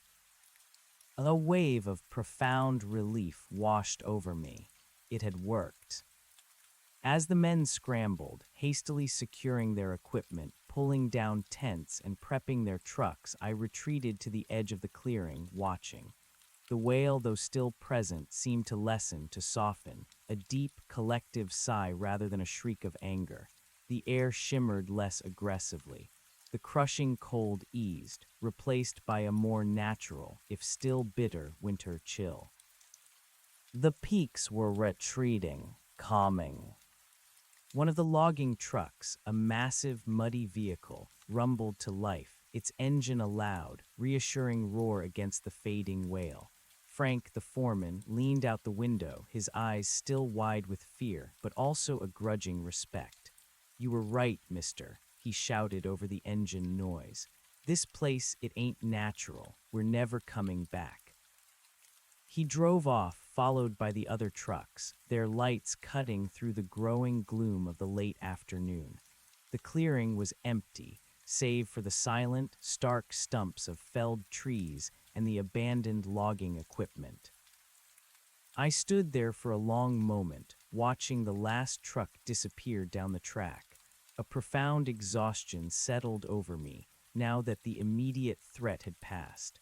My body ached, my head throbbed, and the lingering echoes of the wail and whispers still resonated in my mind.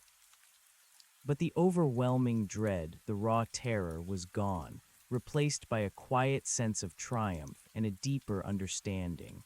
I had confronted the peaks, not with defiance, but with intention, with respect, and with a clear purpose to restore balance, and it had listened. I began the long, arduous trek back to the research station. The return journey was still difficult, the air still cold and muted, the path still challenging. But the active malevolence was gone. The lure was absent. The visions did not return. The peaks were quiet, observing, but no longer actively trying to consume me. I focused on my steps, on the rhythm of my breathing, on the profound gratitude I felt for still being whole, still being myself.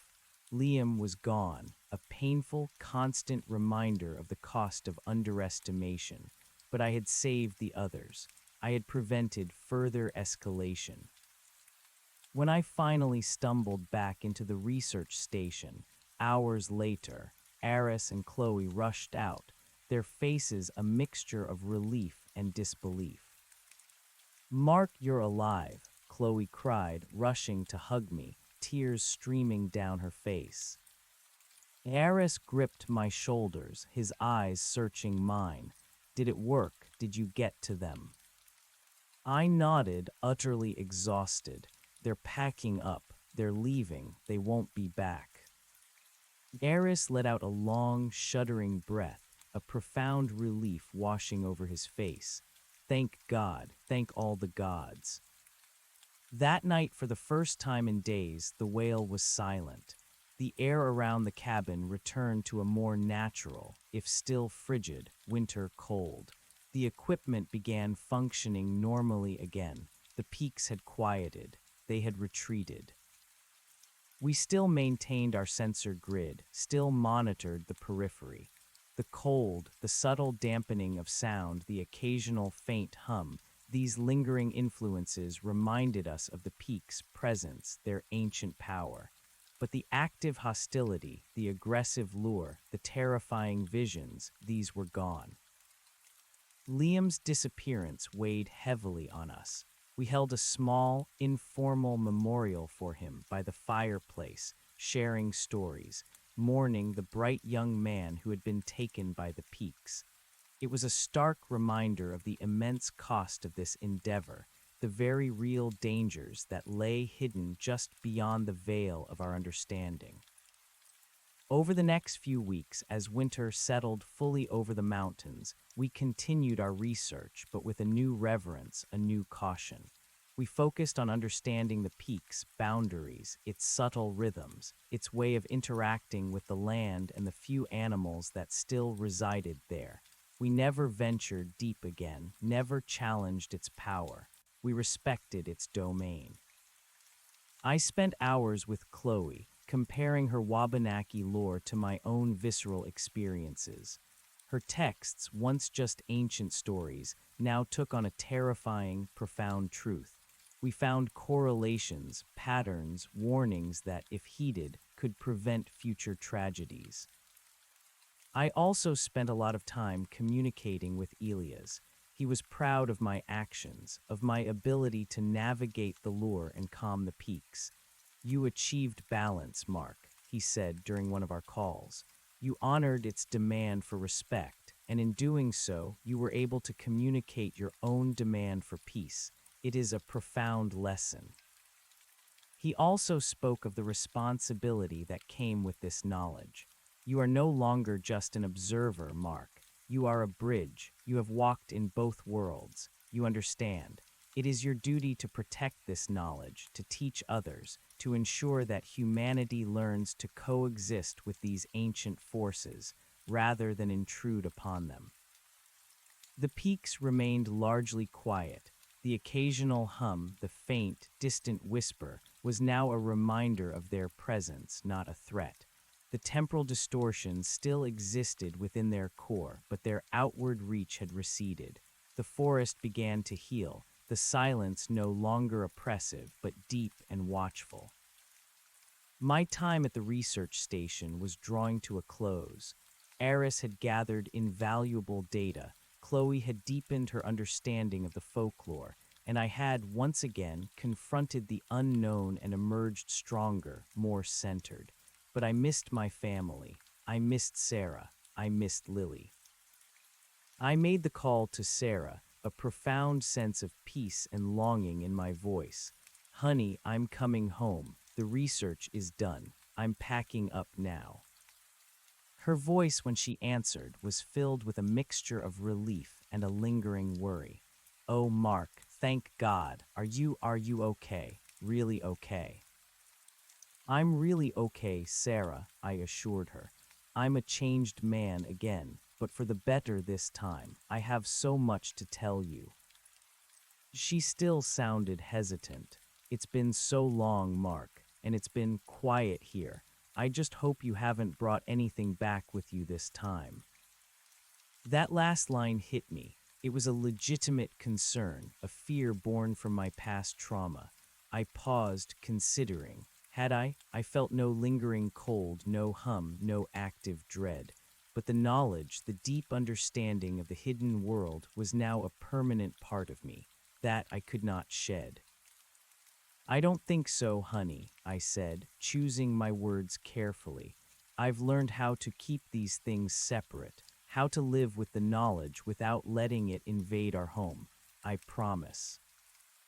I didn't know if it was a promise I could truly keep. The world had shifted for me irrevocably.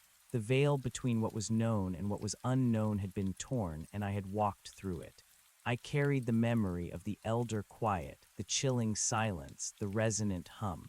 I carried the memory of the whispering peaks, the insidious lure, the terrifying. I didn't know if it was a promise I could truly keep. The world had shifted for me irrevocably. The veil between what was known and what was unknown had been torn, and I had walked through it. I carried the memory of the elder quiet, the chilling silence, the resonant hum. I carried the memory of the whispering peaks, the insidious lure, the terrifying visions, and the chilling truth of Liam's loss. This was not something that could be simply kept separate. It was now part of the fabric of my being. The drive home this time was different from my frantic escape after the elder quiet. There was no desperate rush, no paranoid glances in the rearview mirror. I drove with a quiet confidence, a new sense of purpose that settled deep in my bones. The winter landscape, stark and beautiful, no longer felt threatening. It felt understood. I saw the patterns in the snow, the subtle movements of hidden life, the ancient pulse of the earth. I was still Mark, the husband, the father, but I was also something more. A bridge, as Elias had said. When I finally pulled into my driveway, the house was warm and inviting, lights glowing in the windows against the encroaching dusk. Sarah met me at the door, a mix of relief and trepidation on her face. She hugged me tight, and I breathed in the familiar scent of her hair, the reassuring warmth of our home. "You're really okay," she whispered, pulling back to search my face, her eyes still clouded with worry. I nodded, looking into her eyes. "I'm really okay, Sarah, more than okay. It was intense, but I'm back and I'm whole." I wasn't lying. I was whole, but a new kind of whole, reshaped by the wilderness. Lily, now a year older, ran up to me, her arms outstretched. "Daddy." Her innocent joy was a powerful anchor, pulling me firmly back into the world I loved. I picked her up, burying my face in her soft hair, feeling the profound beauty of her small, warm body against mine. This was why I did what I did, to protect this, to ensure this world remained safe for them. The first few days home were a gentle reintegration. Sarah, though still watchful, seemed to accept my presence with a quiet gratitude. She saw the change in me, the calm I now possessed, the absence of the restless anxiety that had plagued me after the elder quiet. The nightmares were gone. The cold, the hum, the dread, they were indeed absent. Or perhaps, more accurately, they were now simply a part of the quiet landscape of my internal world, understood and contained, rather than invading and overwhelming. I resumed my routine at work, my mind sharper, more focused than it had been in years. The mundane tasks of IT work, once a distraction from my inner turmoil, now felt grounding, a practical counterpoint to the profound mysteries I had touched. My colleagues noticed my improved demeanor, the renewed energy. But the world was irrevocably changed for me. I saw things differently. The trees in our backyard were no longer just trees, they were ancient sentinels, silent observers of countless generations. The rustle of leaves was a whisper of hidden life, the wind a breath carrying untold stories. I found myself instinctively scanning the edges of shadows, not with fear, but with a quiet awareness and open perception. I spent hours in my garden, my hands in the rich earth, feeling the life beneath the surface, the deep, silent pulse of the planet. I learned to distinguish the subtle energies of different plants, the quiet communication of the soil. It was a meditative practice, a way of staying connected to the wisdom Elias had imparted, of remaining attuned to the natural world without allowing its more dangerous aspects to intrude. Sarah, though she felt the change in me, still didn't fully understand its depth. I tried to tell her more, to explain the nuances of what I had learned, the profound shift in my perception. But there were limits to what she could grasp without having walked in those shadowed places herself. I spoke of the power of place, of the importance of respect for nature, of the interconnectedness of all living things. She listened patiently, supportively, but her eyes held a lingering unease when my descriptions grew too vivid, too far removed from her own rational understanding. I learned to edit myself, to protect her reality, as Elias had suggested. My communications with Elias continued. We exchanged long, detailed emails, sometimes late-night phone calls. He guided me, not just in maintaining my internal balance, but in understanding my new role. He encouraged me to document my experiences, to analyze the data Eris and Chloe had gathered, to become a scholar of the unseen, a guardian of the knowledge. Eris and Chloe, still at the research station, were also in regular contact. The peaks had remained quiet after the loggers left, their influence receding to its previous, more contained state. They continued to monitor, to document, to analyze, but always with a new, profound caution born from Liam's loss. Eris often asked for my input, valuing my resonance as much as his own scientific data. Chloe, in particular, found my personal accounts gave her folkloric research a chilling, undeniable validation. Life settled into a new rhythm. Weeks turned into months. The seasons changed, bringing the vibrant colors of spring, then the warmth of summer. I was present, connected, at peace. The memory of the elder quiet and the whispering peaks no longer haunted me, but served as a profound reminder of the world's hidden depths, a knowledge I carried with reverence. Then one warm summer evening, as I was putting Lily to bed, the phone rang. It was Eris. His voice, usually so excitable, was low, urgent, laced with a familiar note of apprehension. "Mark, something's happening," he said without preamble. "The peaks, they're active again, but it's different this time. We're hearing the wail, yes, and the whispers are back, but there's a new element, something physical, something corporeal." My heart hammered. "What are you talking about, Eris?" "Local reports," he explained, his voice strained. "Hunters, hikers, they're describing figures, not just shadows, not just distortions.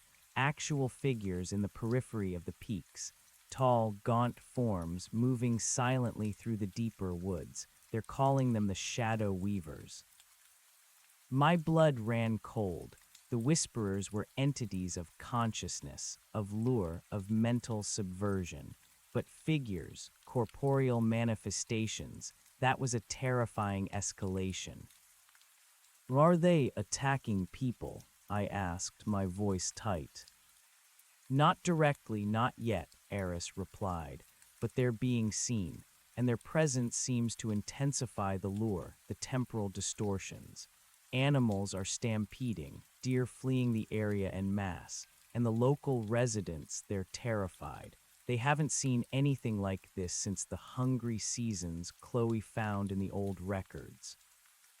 Then the logging companies.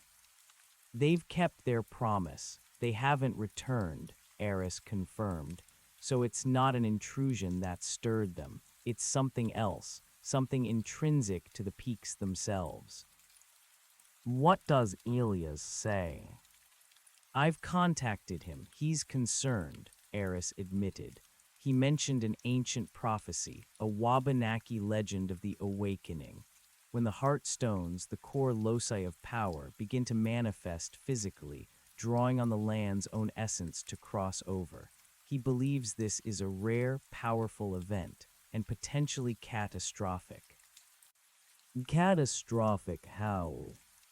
The prophecy suggests that when the whisperers gain corporeal form, they don't just lure, they actively hunt Eris explained, his voice grim. They consume, and their reach extends far beyond the peaks. They can follow, they can invade. My mind flashed to Liam, to his tracks simply vanishing, to the lure that had almost claimed me. Now they were moving, hunting, and the warning about invading, my promise to Sarah echoed in my mind. I'm coming, I said, the words a raw certainty. I'll leave first thing in the morning. This time telling Sarah was even harder. She saw the familiar, grim determination in my eyes, the set of my jaw. She knew. Mark, no, she pleaded, her voice trembling. Not again. We have Lily. You just got back. You just found peace. This isn't about me finding peace, Sarah, I explained, taking her hands. This is about protecting it, protecting everyone. If these things are becoming physical, if they're hunting, then the danger is real. It's not just in the deep woods anymore. It could reach our home. It could reach Lily. I told her some of the new details, the shadow weavers, the prophecy of the awakening. I tried to frame it in a way that conveyed the urgency without shattering her reality completely, though I knew I was dancing on a thin line. Her eyes widened as I spoke, a primal fear flickering within them. She looked at me, then at Lily, asleep in her bed. A profound understanding, grim and heartbreaking, settled on her face. You have to go, don't you? She whispered. I nodded, my throat tight. I have to. She hugged me fiercely, her body shaking. Just be safe, Mark. Please, we need you. The journey back to Blackwood was steeped in a new, profound apprehension. This wasn't just about understanding the unknown. It was about confronting an active, evolving threat. The air grew heavy, thick with the subtle oppression of the peaks long before I reached the research station.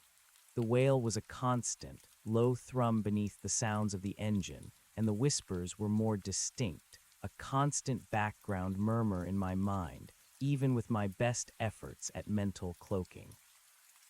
When I arrived, the station was tense, a palpable fear hanging in the air. Eris, Chloe, and a new assistant, a hardened woodsman named Ben who served as their local guide and security, were huddled inside, their faces grim. Mark, thank God you're here, Eris exclaimed, relief flooding his face. It's getting worse, much worse. Ben, a taciturn man with a weather-beaten face and sharp, knowing eyes, nodded. Saw myself, Mark, tall, dark things, move like shadows, quiet as the grave, never seen nothing like it. Chloe, her face pale, held up a small, intricately carved wooden figure, a Wabanaki protective totem. The tales speak of the shadow weavers as the hands of the Jijimadusag, sent forth when its power reaches a critical point. They weave illusions, yes, but also they can manipulate the physical world. How so? I asked, my gaze fixed on the totem. They can reshape the forest, create false trails, draw the very earth itself into their service, Chloe explained, her voice hushed. And their touch, it can drain your very life force, turn you into one of them. The implications were chilling. Liam's disappearance now had a more sinister, terrifying context. He might not have just been consumed, he might have been converted. Over the next few days, we launched a full-scale analysis of the peak's new activity. The sensor readings were off the charts, massive EMF spikes, infrasound levels that rattled the cabin, and temporal anomalies that now reached far beyond the peak's previous boundaries. Even at the station, clocks would sometimes reset, and small objects would subtly shift position on their own. My own experiences in the field confirmed the unsettling reports. I ventured into the periphery, cloaking myself, trying to remain invisible to the peak's intensified perception. The wail was a constant, mind-numbing roar, and the whispers were now clearer, more insidious, weaving vivid, terrifying illusions directly into my mind. I saw distorted images of Liam, his face skeletal, beckoning me to follow him deeper. I saw the loggers, their faces twisted into masks of agony, their bodies slowly being consumed by the encroaching shadows. And then I saw them, the shadow weavers. They were tall, impossibly thin figures, draped in what looked like torn, dark cloaks made of shadow itself. They moved with an unnatural fluidity, gliding silently between the trees, their forms indistinct, shimmering at the edges. They had no discernible faces, just empty voids where features should be, and their limbs seemed to stretch and contort with impossible grace. When they moved, the very air around them seemed to ripple, to warp. They didn't acknowledge me directly, at least not at first. They seemed to be patrolling the expanded perimeter of the peaks, their presence intensifying the lure, making the hairs on my neck stand on end. I felt their cold, observing gaze, a pervasive sense of hunger emanating from their shadowy forms. They were indeed hunting. I retreated, shaken. This was a whole new level of threat. We were no longer dealing with an indifferent force of nature. We were dealing with active, intelligent, predatory entities. We spent late nights debating our strategy. Eris, ever the scholar, wanted to understand, to observe. Chloe sought answers in the ancient texts, hoping to find a ritual, a countermeasure. Ben, pragmatic and experienced in the wilderness, urged caution, advising us to fortify the station and prepare for defense. The Wabanaki knew of these creatures, but never spoke of fighting them directly, Chloe said, poring over a faded map. Only of avoidance, and of certain powerful boundary markers that could repel them, or at least slow their advance. Boundary markers, I asked. Stones, carvings, specific natural formations, she explained, imbued with protective magic, or at least a powerful intention. They believed the shadow weavers couldn't cross certain energetic thresholds. This sparked an idea, Elia's teachings, offerings, intent. What if we created a stronger perimeter, I suggested, not just a sensor grid, but a ritualistic one, using the knowledge Elia's taught me, combined with Chloe's lore. We could imbue physical objects with intention, create a spiritual barrier around the station. Yaris looked at me, a flicker of hope in his eyes. A protective ward. It's unconventional, but at this point, what do we have to lose? Ben, though skeptical, nodded. If it keeps those shadow things out, I'm all for it. I've got plenty of good, sturdy wood we can carve. Over the next few days, we worked tirelessly. Ben cut sturdy posts from seasoned timber. Chloe guided us with ancient Wabanaki designs for protective symbols, concentric circles, stylized animals, abstract patterns representing life and balance. I used the meditation and intention-setting techniques Elias had taught me to imbue each carving with a focused purpose: protection, deflection, invisibility. We then planted these carved posts, laced with strands of protective herbs and stones, at key points around the research station, forming a physical and energetic barrier. As we worked, the peaks seemed to push back, the wail intensifying, the whispers trying to confuse us, to make us make mistakes. But we pushed through, our resolve strengthened by a shared sense of purpose. As the final post was set and the circle was completed, I felt a subtle shift. A faint hum, not the malevolent hum of the peaks, but a gentle, resonant thrumming emanating from the ground around the station. It was a sense of grounding, of protection. The wail outside seemed to dull slightly, the whispers less intrusive. "It's working," I breathed, a profound sense of relief washing over me. "We've created a shield." But the shield was only for the station. The peaks were still expanding, the shadow weavers still hunting in the wider forest. We were safe for now, but the world outside our small haven was still in peril. One evening, as we reviewed our data, Liam's name came up. Chloe was cross-referencing old disappearance records with the current activity. "There's a pattern," she said, pointing to a map.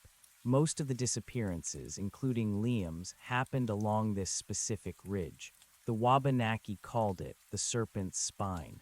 They believed it was a primary pathway for the Whisperers." My gaze fixed on the map. The serpent's spine led directly into the heart of the peaks, towards what Chloe had identified as the highest concentration of heart stones. It was the main artery of their influence. "If we can disrupt their primary pathway," I mused aloud, "maybe we can force them to retreat, to sever their connection to this world, at least temporarily." Yaris, intrigued, looked at me. "How do we do that, Mark? These are ancient entities. We're talking about manipulating their essence, not just scaring them off."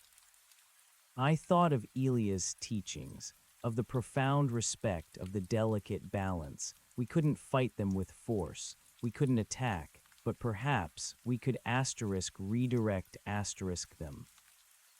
Elias mentioned that these entities are tied to specific geological and energetic anomalies, I said. "And Chloe, you spoke of the heartstones, the loci of power. What if we could use the Earth's own energy against them, not to harm, but to re-establish a natural balance that they are disrupting?" Chloe's eyes lit up. The Wabanaki did have rituals for cleansing the land, for redirecting malevolent energies. They involved sacred fires, specific offerings, and a deep understanding of the land's own energetic currents. It was about harmonizing with the land, not dominating it. The plan began to form, audacious and terrifying. We would journey to the serpent's spine, the shadow weaver's primary pathway.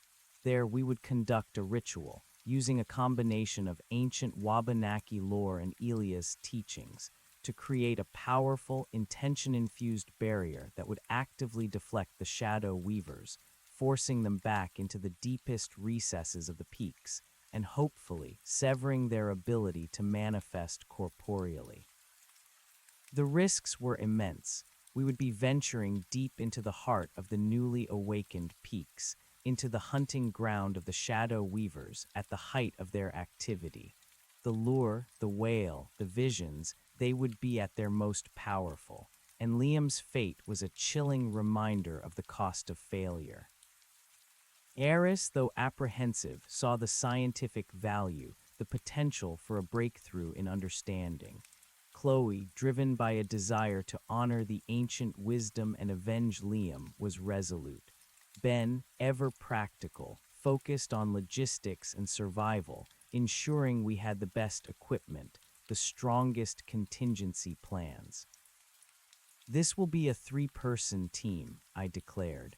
"Eris, Chloe, and myself. Ben, you'll stay here. maintain the protective ward, monitor our comms. If we don't check in every hour you call Elias, he'll know what to do."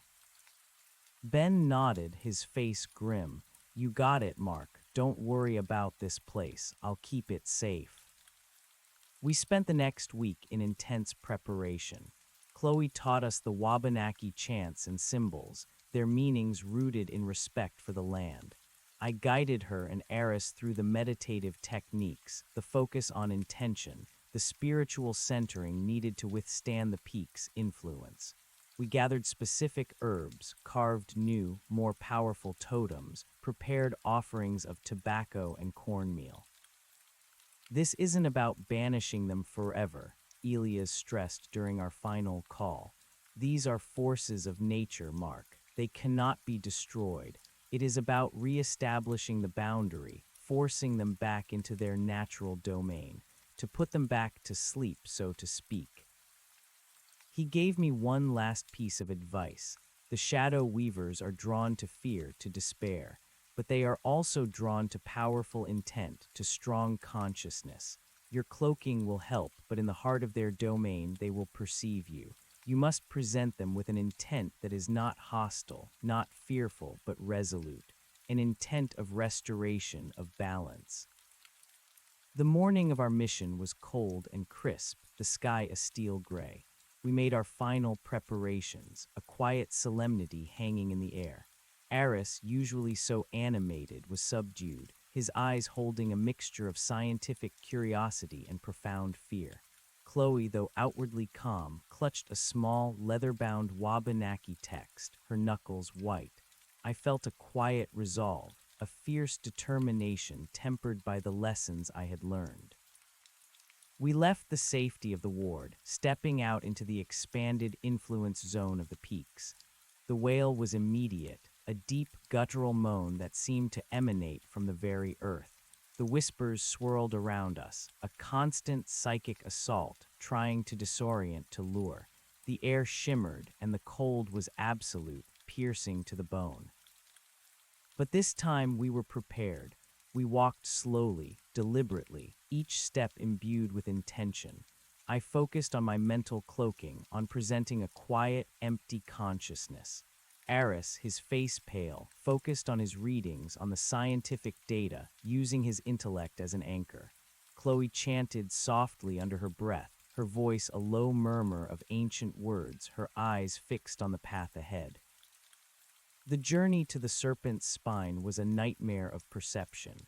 The visions were constant, vivid, terrifying. I saw Sarah, Lily, screaming, begging me to come to them from deep within the trees. I saw Liam, his eyes hollow, reaching out to me, offering me oblivion. I saw Ben, the station burning behind him, calling for help. But I pushed through, reminding myself of Elia's teachings, of Chloe's warnings. Illusions, lies, the peaks feeding on my fear, on my connection.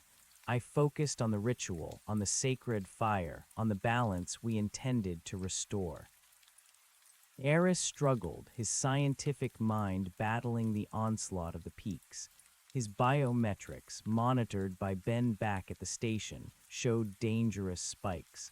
Chloe's chanting grew louder, more insistent, a fragile shield against the whispers.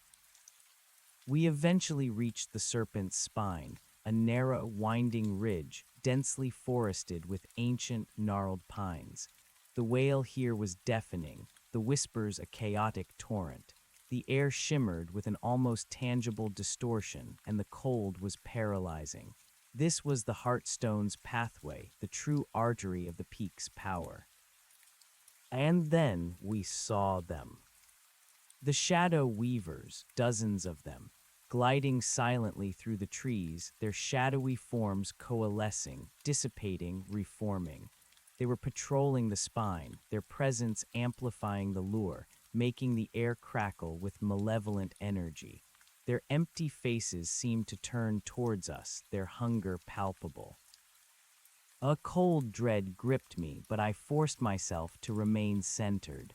Observe, respect, restore. This is it, I said, my voice barely a whisper against the psychic noise. We set up here. We quickly cleared a small patch of snow, exposing the frozen earth. Chloe carefully arranged the herbs and stones, drawing protective symbols in the snow. Eris set up a small, portable burner, carefully igniting the sacred fire with the dried sage and tobacco. The smoke curled upwards, a fragrant defiance against the pervasive cold and fear. As the fire caught, I began the ritual, guided by Chloe's soft chanting and Eris's focused intent. I placed the offerings, each one imbued with the intention of respect, of restoration. I spoke the ancient Wabanaki words Chloe had taught me, a plea for balance, a demand for the peaks to return to their rightful domain. The shadow weavers reacted immediately. Their movements grew agitated, their shadowy forms swirling, coalescing, trying to penetrate our makeshift ritual circle. The wail intensified, becoming a piercing shriek of rage. The visions assaulted us anew, more vivid, more personal, more agonizing. I saw Lily lost in the snow, crying for me. I saw Sarah, her eyes filled with despair, turning away, leaving me. It was everything I feared, everything I had fought to protect. But this time I was ready. I pushed back, not with anger, but with the resolute intention of restoration. I focused on the sacred fire, on the power of the land itself, on the interconnectedness of all living things. I chanted, repeating Elia's mantra, my voice strong, unwavering. Eris, his face pale and strained, used his own voice, not to chant, but to speak words of scientific defiance, of ordered logic, pushing back against the chaos. Chloe, her eyes blazing with fierce determination, continued her rhythmic Wabanaki chants, her voice a strong, clear bell against the overwhelming whispers. The battle raged, not with weapons, but with will, with intent, with the raw energy of belief. The air crackled, the ground trembled. The shadow weavers swirled around us, their forms reaching, clawing, but unable to penetrate the energetic barrier of our combined intent. Then, as the ritual reached its crescendo, as the sacred smoke spiraled upwards towards the churning sky, I felt a shift, a powerful surge of energy, emanating not from us, but from deep within the earth itself. It was the land responding, asserting its own balance. A blinding flash of light erupted from the sacred fire, followed by a resonant boom that vibrated through my very bones. The ground shook violently.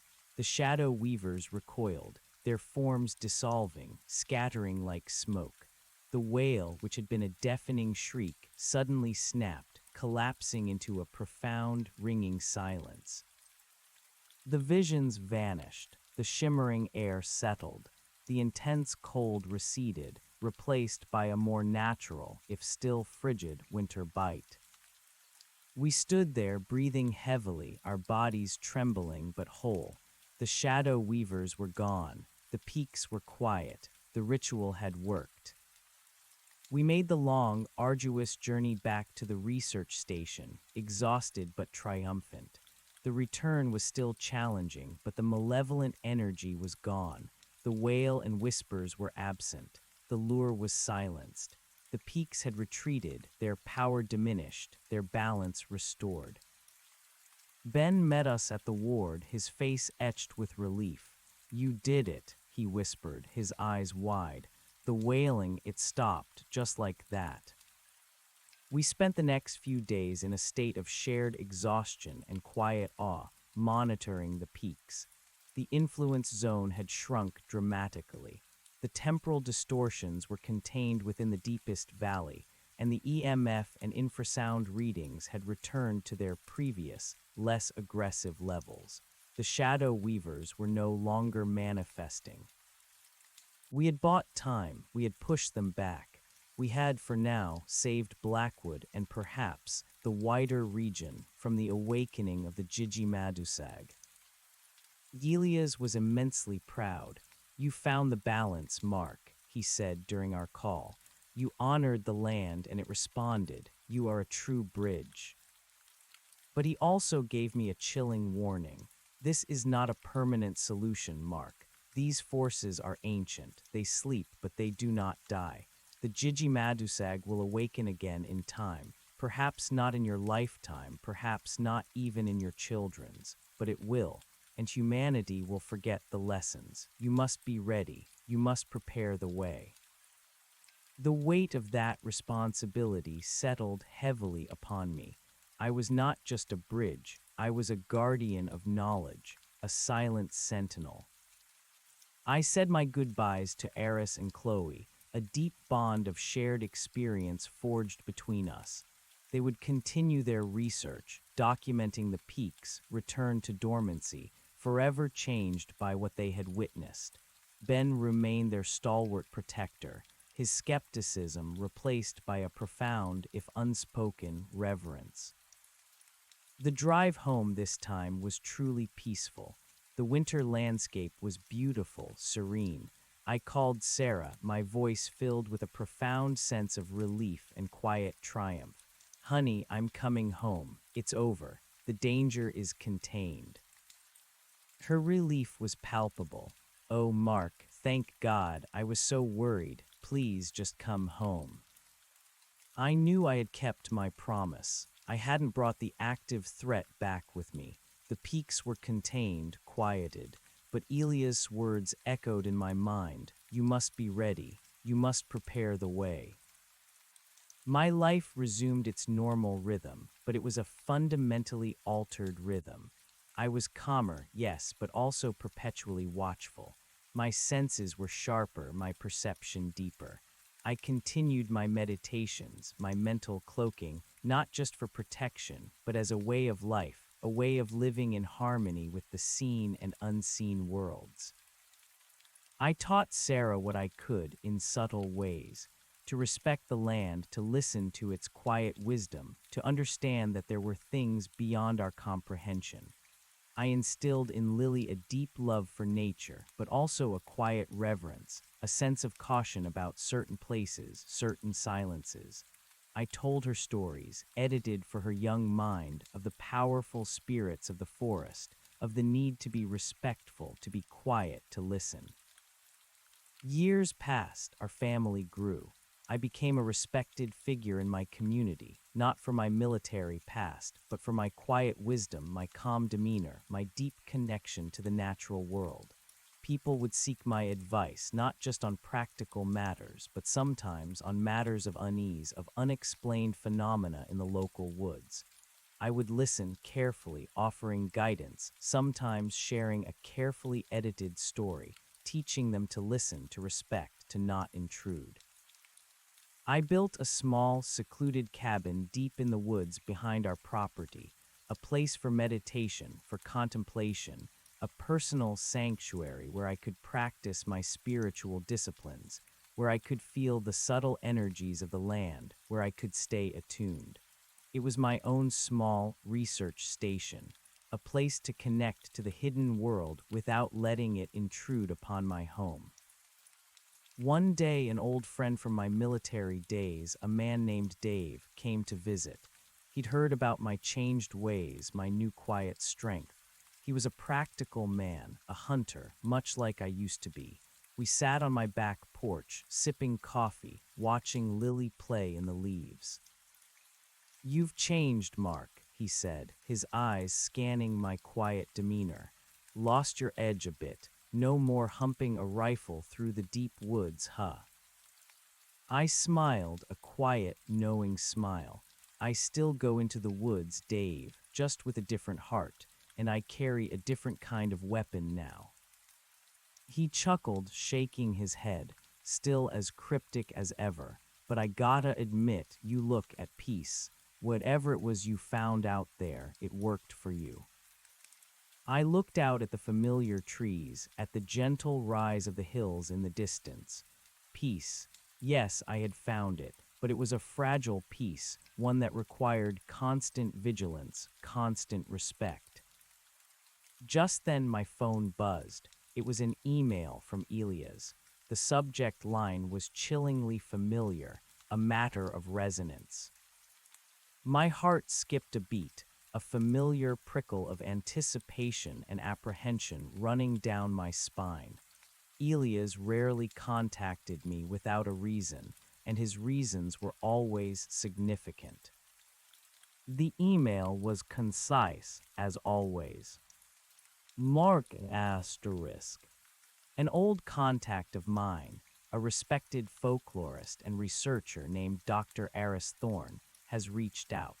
He has been investigating a series of unusual phenomena in an isolated area of northern Vermont, near a section of old-growth forest that local legends refer to as the Whispering Peaks. The descriptions he's gathered from the few locals willing to speak, and from his own field observations, resonate strongly with your own initial experiences with the elder quiet. Unnatural silence, cold spots, a pervasive sense of dread, strange auditory phenomena, a low hum, sometimes described as a distant wail or chant. Animals avoid the area. There have also been reports of strange distortions in time and perception, and of people feeling an inexplicable compulsion to wander deeper into the forest, sometimes disappearing entirely for days, only to return disoriented and profoundly changed.